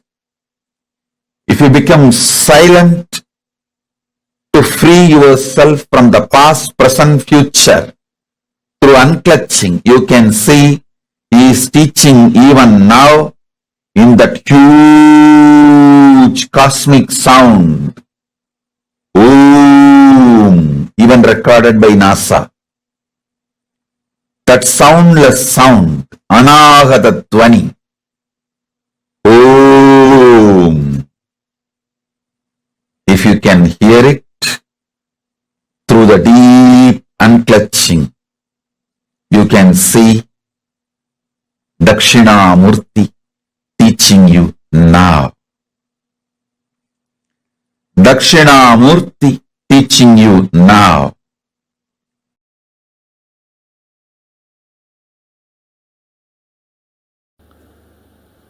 Then Mahadeva withdraws Adi Shakti into himself. He sits as Sadashiva and Adi Shakti together. That is what is Dakshinamurthy form. That is why in all Rajeshwari temples there will not be Shiva. In all Dakshinamurthy temples there will not be Devi. Because in Dakshinamurthy form he is both. In Rajeshwari form he is both. When the male component is sucked into the female component, he is Rajeshwari. When the female component is sucked into the male component, he is Dakshinamurthy. In no Dakshinamurthy temple, there will be Devi.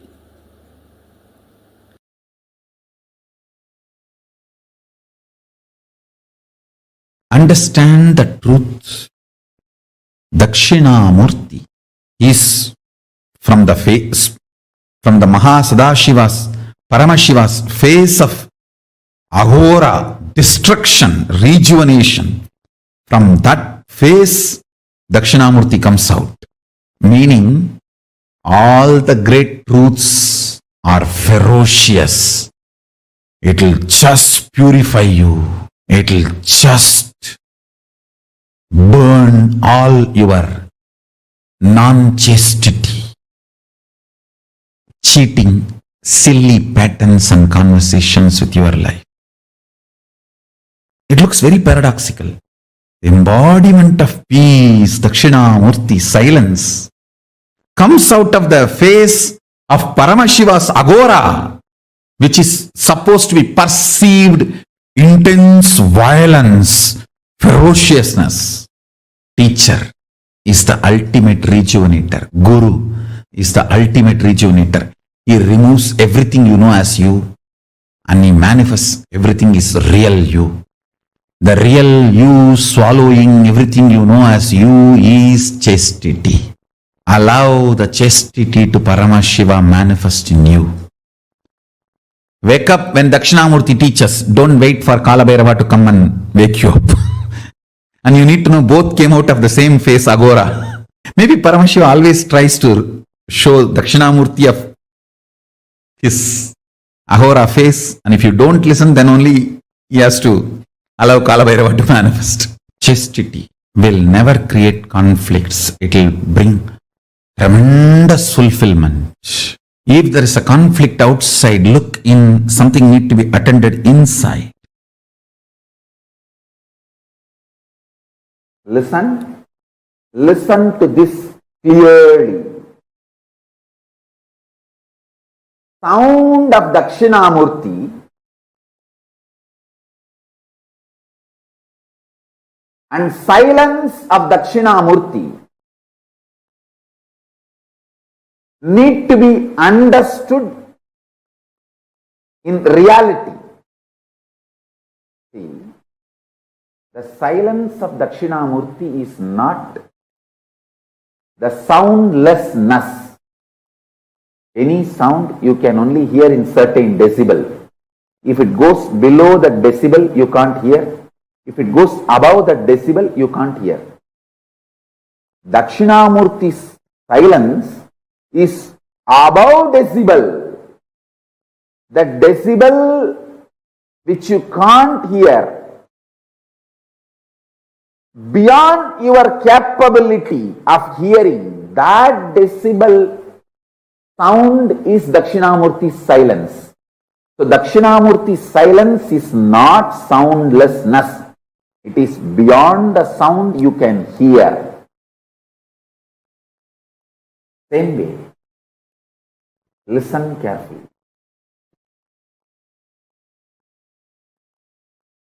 Dakshinamurti's silence is not soundlessness, it is beyond the sound which you can grasp, perceive, hear. The human here has a dynamic range of the threshold of 120 to 130 decibel. You can neither hear below 120 decibel nor you can hear above 120 decibel. Sorry, 0 to 120 to 130. I can say 0 to 130 decibel. Listen carefully. Human here has a dynamic range of 0 decibel to 130 decibel.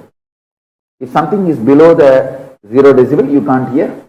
Something is above the 130 decibel, you can't hear. Dakshinamurti's silence is above the 130 decibel. It is not soundlessness. It is the sound which is beyond your capability to perceive, beyond your range. Same way, Dakshinamurti's visual silence. See, Dakshinamurti's verbal silence is the sound which is beyond your perception. Same way, Dakshinamurti's visual silence is not darkness where nothing exists. No, it is supernal effulgence where all your ability to visualize disappears into a supernal effulgence. Like 7 colors of the rainbow disappear into the sun's bright shining.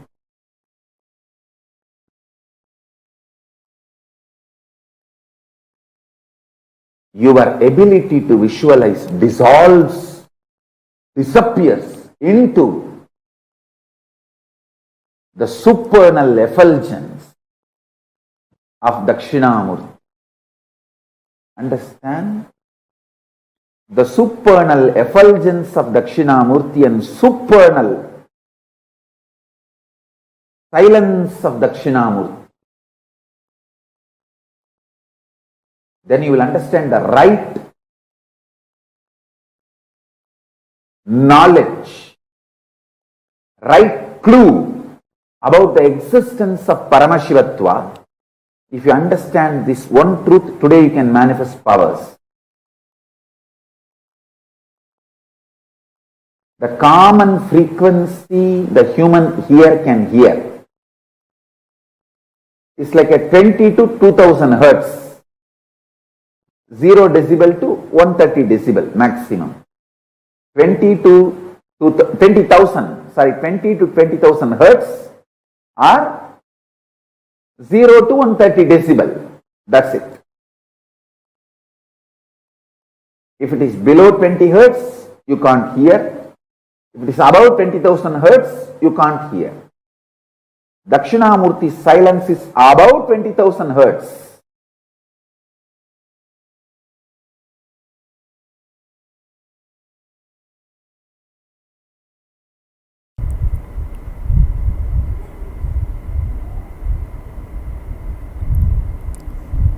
When I map down the cosmic silence of Dakshinamurti into the verbalization in the language you understand, listen. Ultimately, Sadashiva's silence is the greatest teaching, where you vibrate in his very frequency, in the oneness. Words are not even used to remind you about the oneness.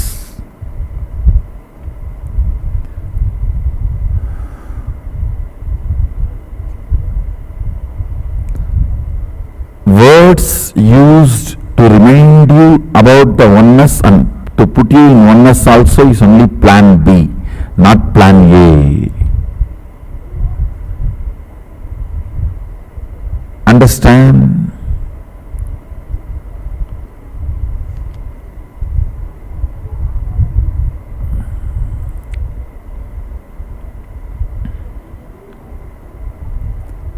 Ultimate truth becomes your experience in Sadashiva's reverberant silence, where the cosmic sound and the cosmic silence becomes one and the same.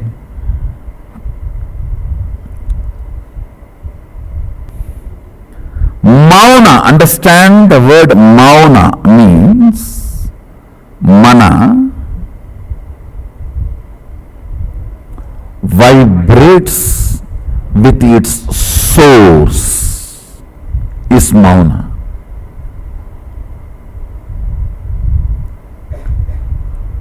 Your frequency is so high, so intense, so alive to the cosmic frequency. Words lose its power over you, or words have no meaning. That is the ultimate state. But till you raise to sit without attitude, understand, to experience Sadashiva's silence, you need the space of not having attitude. Understand? Let me explain. not having attitude. Even while you are sitting, you always hold your victim identity or your authoritative identity. Your inner image should not be active. That is what is mauna. Mauna means your inner image should not be releasing thought currents from its cognitions.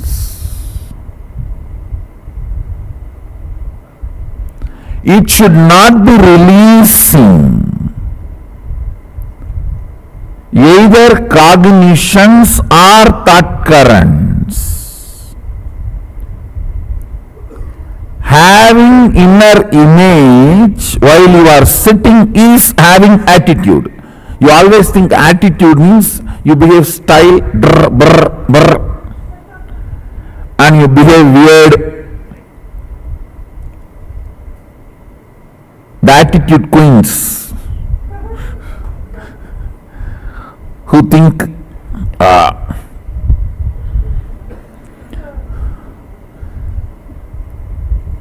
only if you behave cranky and weird,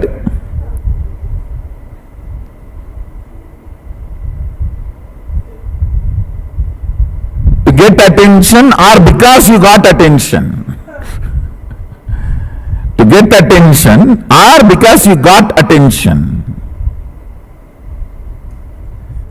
You think only if you behave weird and stupid, it is attitude. No. Even if you are sitting, if your inner image is active, it is having attitude. To taste Sadashiva's silence, you should drop attitude, inner image. Your inner image should not be active. I tell you, that is simply possible. You just go and sit with our banyan tree, breathe along with banyan tree, that's all. Decide Mahadeva. See, understand our banyan tree is literally Mahadeva, alive. Mahadeva, I'll breathe along with you, that's all, nothing else.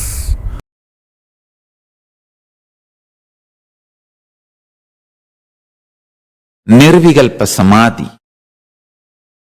Paramashiva resides in Nirvikalpa Samadhi and radiates it in the form of Dakshinamurthy.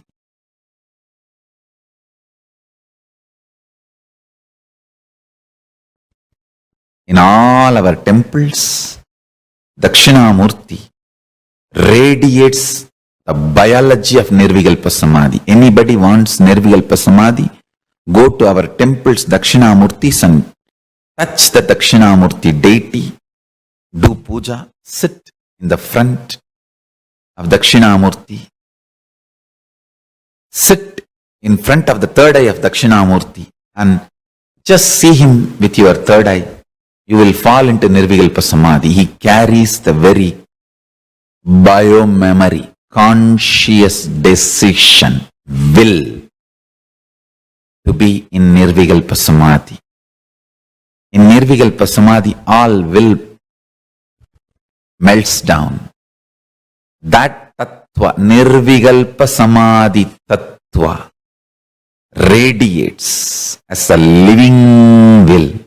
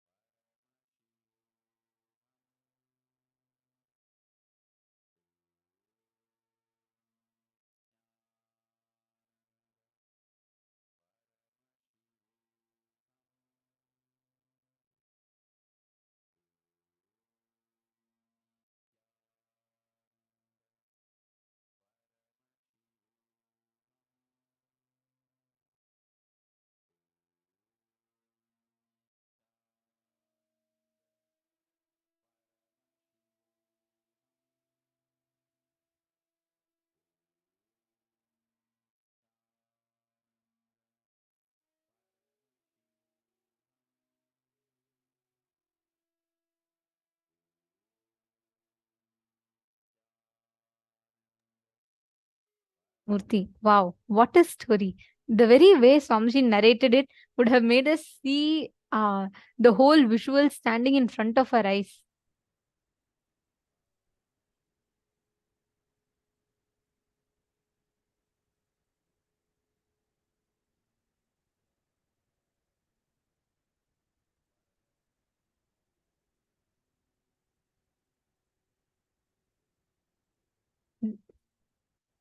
The way we manifest all the experiences in our inner space. Silence, soaked in silence is Dakshinamurthi's space. But understand, when we say silence, we are not talking about the dead silence of a graveyard.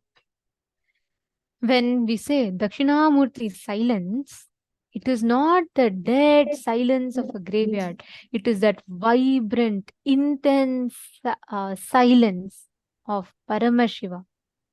It is not how there is absolutely nothing. It is not the soundlessness. It is thoughtlessness. That's a completely different this thing. Silence is not noiselessness. It is not soundlessness as we understand. What silence I'm talking about is Dakshinamurthi's silence. Swamiji will tell always, in that silence, he will transmit petabytes and petabytes of information. How many of you have been to the Adi Kailash in Biddi? How many of you have been there? The Adi Kailash banyan tree in Biddi. Anyone from here has been to the banyan tree? Yes, I see all who have been there, the white smile immediately. Put in the chat. Ma Jennifer Poirer has been there. Ma Suzanne Davidson has been there.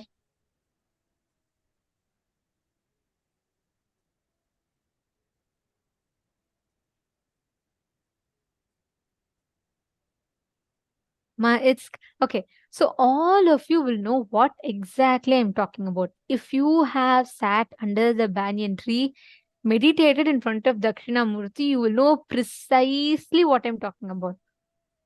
Whenever, all of you should know, there's a very big, beautiful banyan tree, and all of you should know the story of that banyan tree. In Swamiji's previous incarnation, Swamiji happened in one soul, two bodies. There was a rishi, there was a great maharishi, two bodies. So one male body, one female body, one same soul. Swamiji, in his previous incarnation, Swamiji has told this. In Swamiji's previous incarnation, Swamiji assumed one soul, two bodies, and those two bodies of those two enlightened masters is under the banyan tree, where exactly they left their body. On top of that only the whole banyan tree has grown. So it's an extremely significant banyan tree. It's not like, it's not just a normal tree. It's thousands of years old. Swamiji left, if the Dalai Lamas and all have a very beautiful tradition. They will leave the body exactly in the same place for them to come and find in the next birth to continue the mission from where they left. Swamiji, in his previous incarnation, he had worked to revive the science of enlightenment. He's created the ecosystem for that, and he kept the whole place ready under the banyan tree. And at that time, he was living in two bodies. And after Swamiji left the body in his previous incarnation, he left it right in the place where today banyan tree is standing. And on top of that only, their Jiva Samadhi only, the entire banyan tree has grown. So many of you might not know, it's a very powerful space. If you just go there, anything you ask to the banyan tree will become a reality. It's a very powerful experience. If you just go to banyan tree, right, you cannot be depressed. You cannot be sad. You will suddenly, the silence will be so deafening. You might be surprised. What is it? It's so paradoxical. Why is she saying silence is so deafening? But it is so intense. Understand, sitting in front of Dakshinamurthy, sitting in that Upanishad under banyan tree, especially if Swamiji is also there, completely. Actually, if you go to banyan tree, you will feel Swamiji there. You will just feel like it is Swamiji's breathing space, right? If you're sitting right under Swamiji, like right at Swamiji's feet, how you will feel? That's the exact same feeling it will be there when you go to banyan tree. Dakshinamurthi's silence, that Upanishad, that silence is silence, soaked in silence, soaked in silence. Layers and layers of silence being soaked in each other. Understand?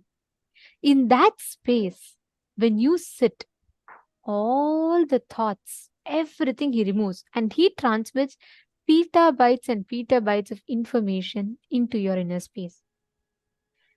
Understand, it does not matter your moods, your capabilities, your possibilities, nothing matters.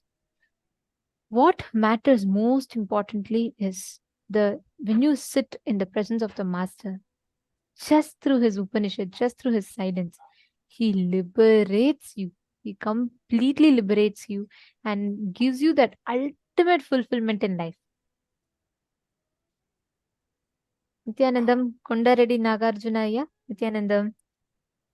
Okay, nice to see all of you sitting sincerely and listening. Now, this is not just to listen.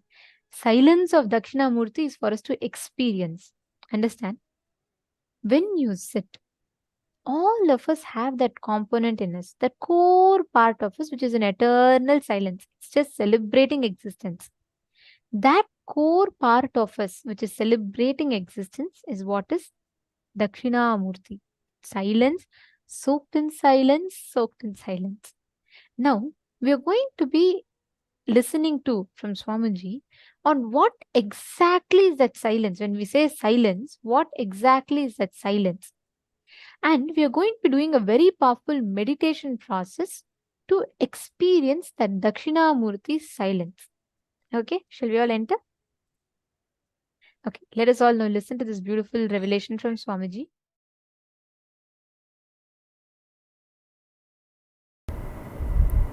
Understand? Sitting without attitude is not concentration, not meditation.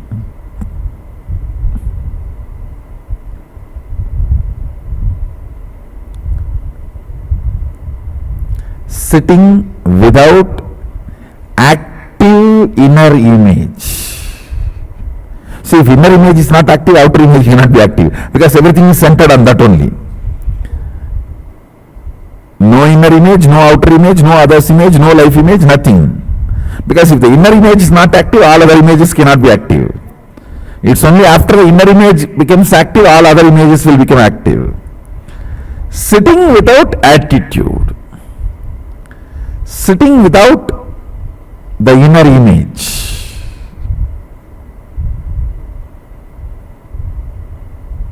If your inner image is not active, you will not even fall asleep. If you breathe with Sadashiva, you will not even fall asleep. You just know how the breathing space of Sadashiva, the prana, enters into your body and enters into all the cells and activates the Kundalini and makes you do the power manifestation.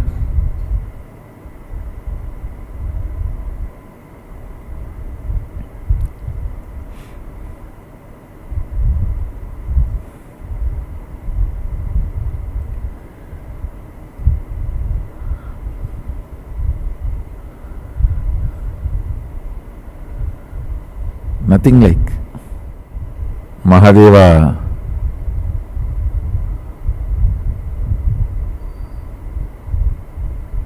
and breathing in Mahadeva's breathing space. Nothing like it. Breathing with Mahadeva, breathing with Sadashiva.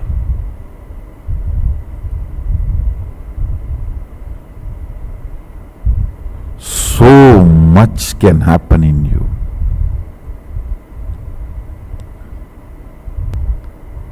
Without any attitude, inner image, just sit. See.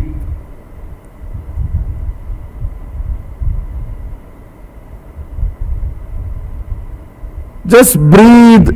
The air is breathing. That's it. You will directly experience Kailasa.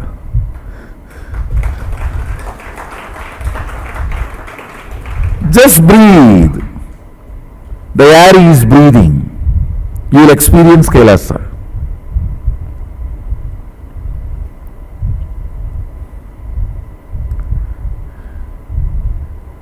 You will experience Sadashiva.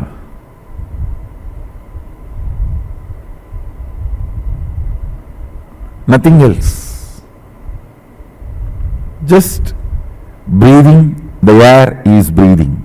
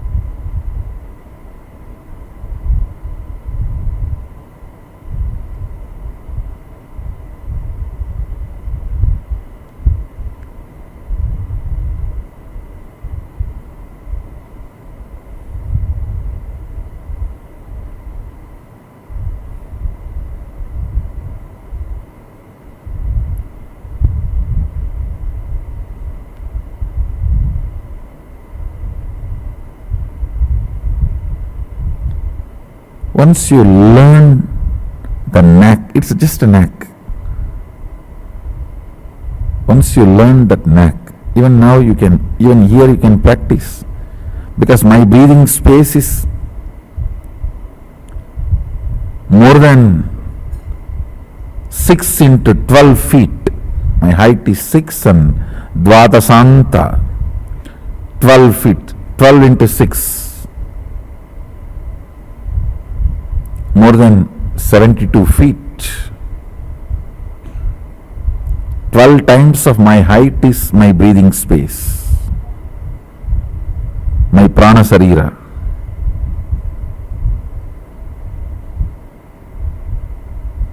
So most of you are already in my breathing space, and it is not even restricted to this. I can extend to anybody whom I see. Whoever is into the video conferencing, all of you are in my breathing space. Decide to breathe with me, that's all, nothing else. No attitude, no inner image, no outer image, no others image, no life image. Drop.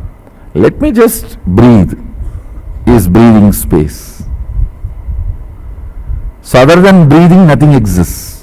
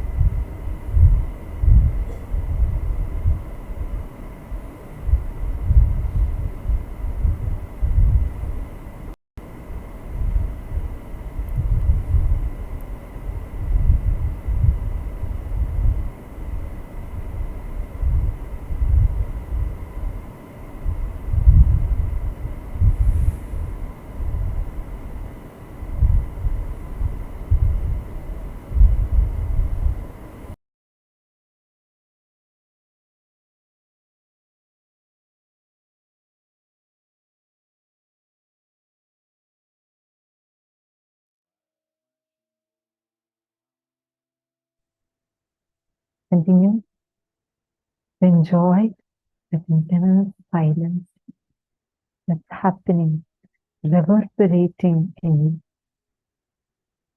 With the silence that's there, we are now going to be entering into power manifestation. Don't talk. Let's just sit. You will see the answers appear in front of you right now. First, spend a few minutes, sit in that intense silence, that Upanishad, deep Upanishad happening in your inner space, where you're reverberating, you're experiencing that whole manifestation, that cosmic manifestation happening in you. Sit soaking in that silence.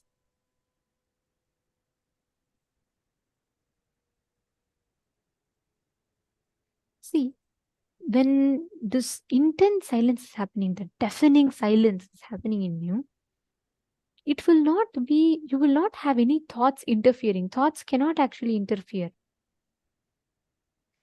Paramashiva himself manifested as Dakshinamurthy to teach the Vedas and Agamas to the Darukavana rishis. Understand, Swamiji tells, Dakshinamurthy is not past.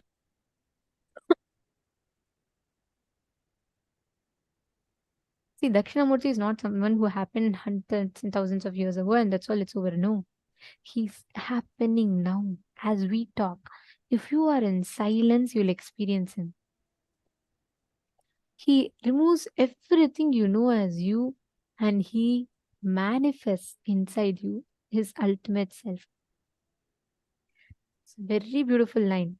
The description of Dakshinamurthy, it says, Chitram Vatataror Mule Vriddha Shishya Gurur Yuvaha Gurostu Maunam Vyakhyanam Shishyastu Chinna Samshayaha. Wow, I love this line a lot. This line is from Adi Shankaracharya. He tells, beneath the banyan tree, they sit, the disciples who are all old men. The Guru, who is mere young man, youth. The Guru speaks through silence alone, but the disciples' questions dissolve on their own. Such a beautiful line by Adi Shankaracharya. He tells how the whole happening, how the Dakshinamurthy is sitting. He sits in such silence. In that silence, the way he sits, all the questions, the doubts, everything melt and disappear. They all just melt. Such is the power of Dakshinamurthy's silence. When he sits, he melts all your noise through his silence. Sit now. And just breathe as he breathes. Just connect. If you want, you can visualize the vast banyan tree. Your whole inner space should soak in that silence.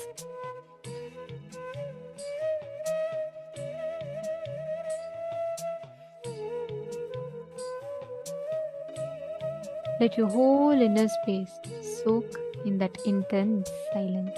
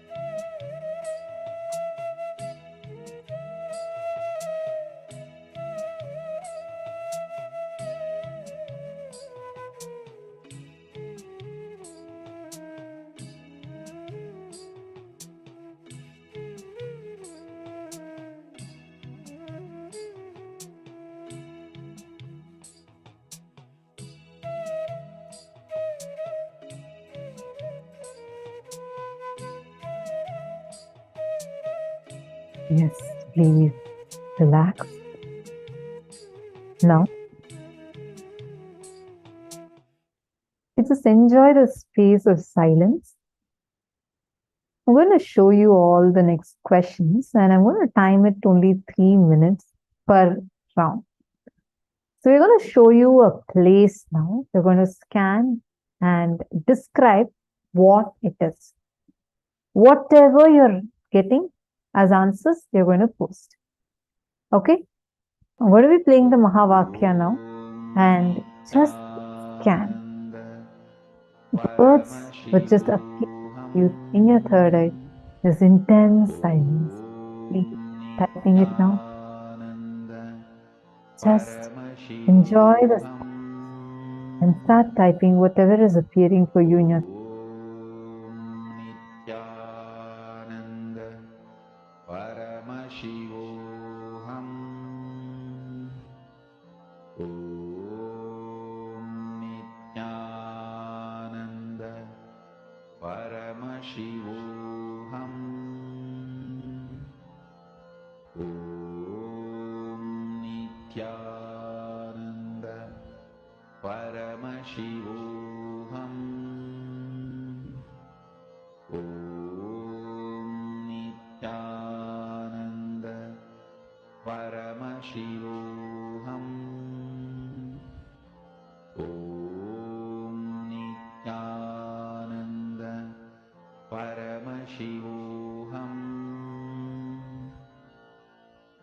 Om Nithyananda Paramashivoham. Om Nithyananda Paramashivoham. Om Nithyananda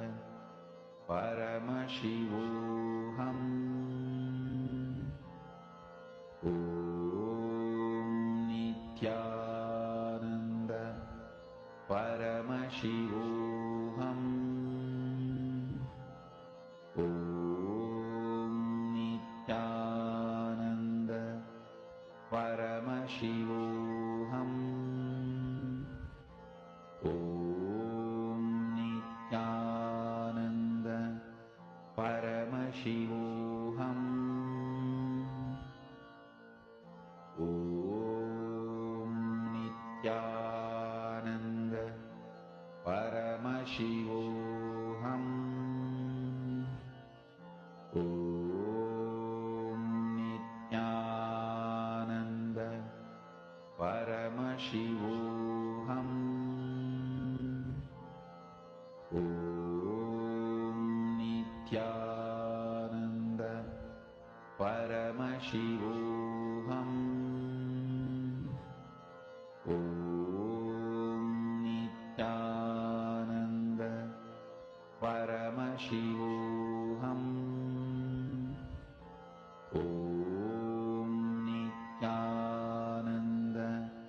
Paramashivoham. Om Nithyananda Paramashivoham. Om Nithyananda Paramashivoham. Om Nithyananda Paramashivoham.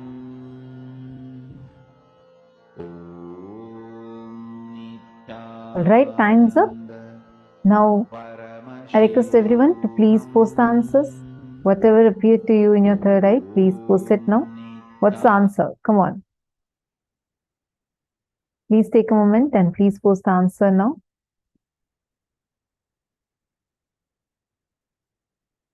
What is something really unique? This place is completely unique. Okay.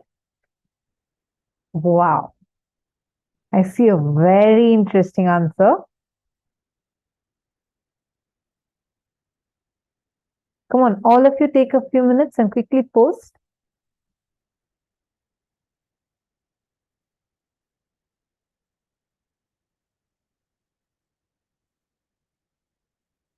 Quick, something very unique. Just close your eyes. Whatever is coming to you first, post that.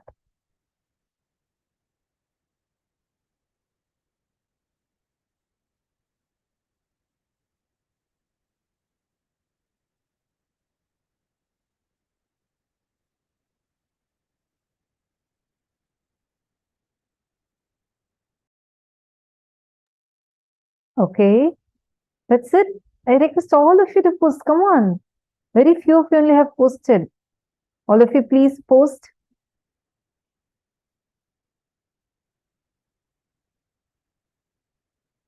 Drop your resistance for the power manifestation. Only then you'll start manifesting the powers. Saint Denizaya, right now, close your eyes. Chanta Mahavakya. Okay? And any thought that comes to you, you're going to just type it. Okay? Even if you feel you're guessing, that's completely fine. When I started manifesting the power of body scanning, that's exactly what happened to me. I was only feeling like I'm guessing everything. But after that, when we start feeling like we are guessing, we are abusing the manifestation of Paramashiva. Do not do that. It is Paramashiva who's manifesting. It's not possible for you to guess all these. Just go on cherishing the cognition. Swamiji is manifesting through you right now, and all of you see through your third eye now. Come on, sit now and see through your third eye. Everardo, Alfaro, Ziafeng, just sit straight eye. Yeah? Connect with Swamiji. What is coming, you're going to type and post. Please close your eyes. Chant the Mahavakya now. All of you are going to type and post.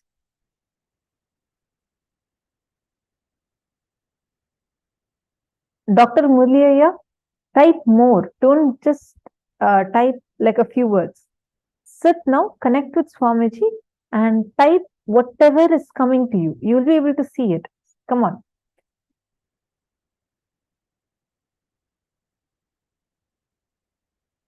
Okay.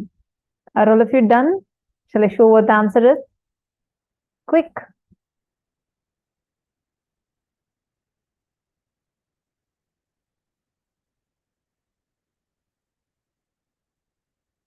Don't spend too much of the time thinking. What is coming? What is coming? Then we stop the flow of our manifestation. First, you're going to start typing. There will be some idea that's coming in you, right? Some thought, just type that. Even if you feel it's a guess, just type it. It's okay. Start cherishing it as a manifestation of Paramashiva. Come on. Do not delay. All of you can do it now. Come. Please post. What else are you seeing? Part of some forest you have posted. What else are you seeing? Shane Dennis. What other visuals are coming for you? Come on. You all are going to be able to do it. Every one of you, because it's Swamiji who's manifesting through you.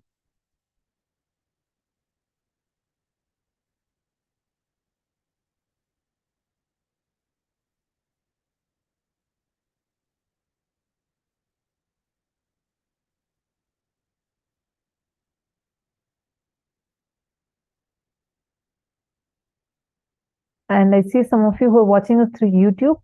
All those who are watching us through YouTube, if you are also doing the power manifestation, I request you to put it in the chat.